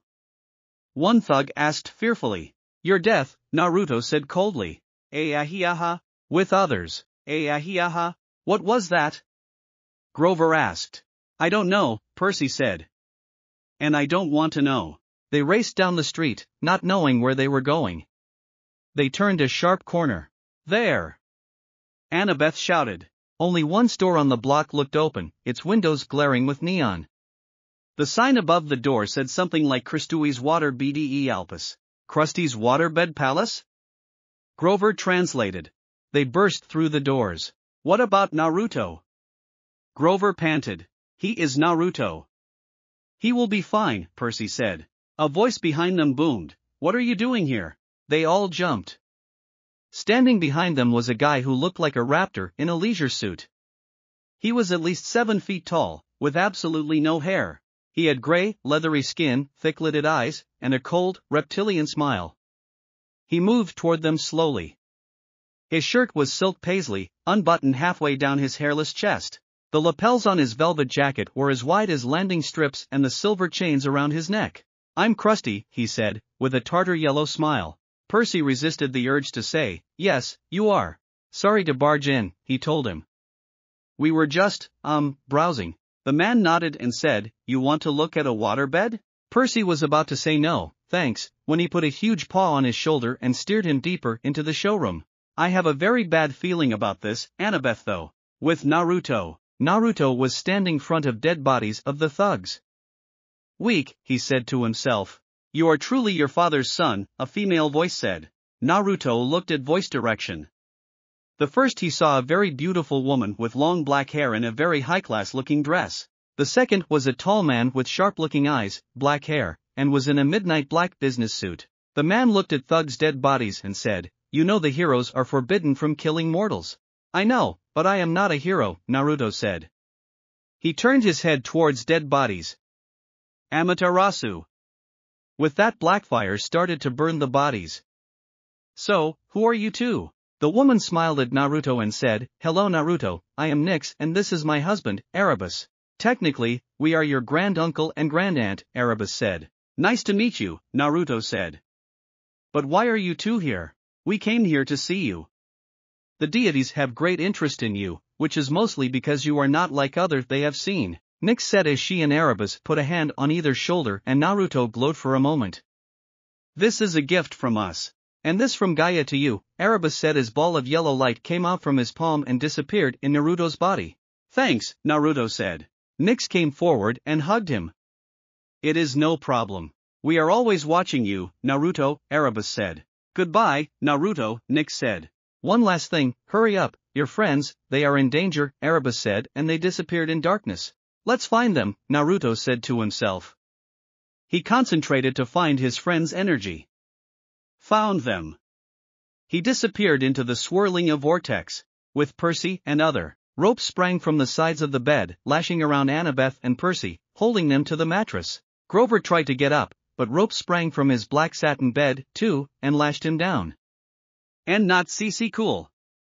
He yelled, his voice vibrating from the million-hand message. and not sequel A at all. The giant looked at Annabeth, then turned to Percy and grinned. Almost, darn it. Percy shouted, let me go. Oh, sure I will. But I got to make all of you fit, first. What do you mean? All the beds are exactly 6 feet, see? You all are too short. Got to make you all fit. Percy, Annabeth, and Grover kept struggling. Can't stand imperfect measurements, Krusty muttered. Ergo. A new set of ropes leaped out from the top and bottom of the beds, wrapping around Percy, Grover and Annabeth's ankles, then around their armpits. The ropes started tightening, pulling them from both ends. Don't worry, Krusty said, these are stretching jobs. Maybe 3 extra inches on your spines. You all might even live. Why your real name's not Krusty, is it? Percy asked. Legally, it's Procrustes, he admitted. T the stretcher, Annabeth said. They remembered the story, the giant who'd tried to kill Theseus with excess hospitality on his way to Athens. Yeah, the salesman said. But who can pronounce Procrustes? Bad for business. Now Krusty, anybody can say that. He looked at them. Now, time for stretch. Sorry, Naruto's voice said behind him. But we don't have time. He cut his head off with a sword. Krusty's body turned into dust. Then he looked at them and cut the ropes on the beds. Percy, Annabeth, and Grover got to their feet, groaning and wincing. You look taller, Naruto said to them. Very funny, Annabeth said. Be faster next time. Naruto looked at the bulletin board behind Krusty's sales desk. There was an advertisement for Hermes delivery service, and another for the all-new Compendium of L.A. Area Monsters, the only monstrous yellow pages you'll ever need. Under that, a bright orange flyer for DOA Recording Studios, offering commissions for heroes' souls. We are always looking for new talent. DOA's address was right underneath, with a map. Let's go, Naruto said. Give us a minute, Grover complained. We were almost stretched to death. Then hurry up, Naruto said. Percy asked, why? Because we are going to hell, Naruto said. That's it for this reading. Hit like and subscribe for a free ticket pass going to the different worlds of anime fanfiction. Looking forward to having you on board again.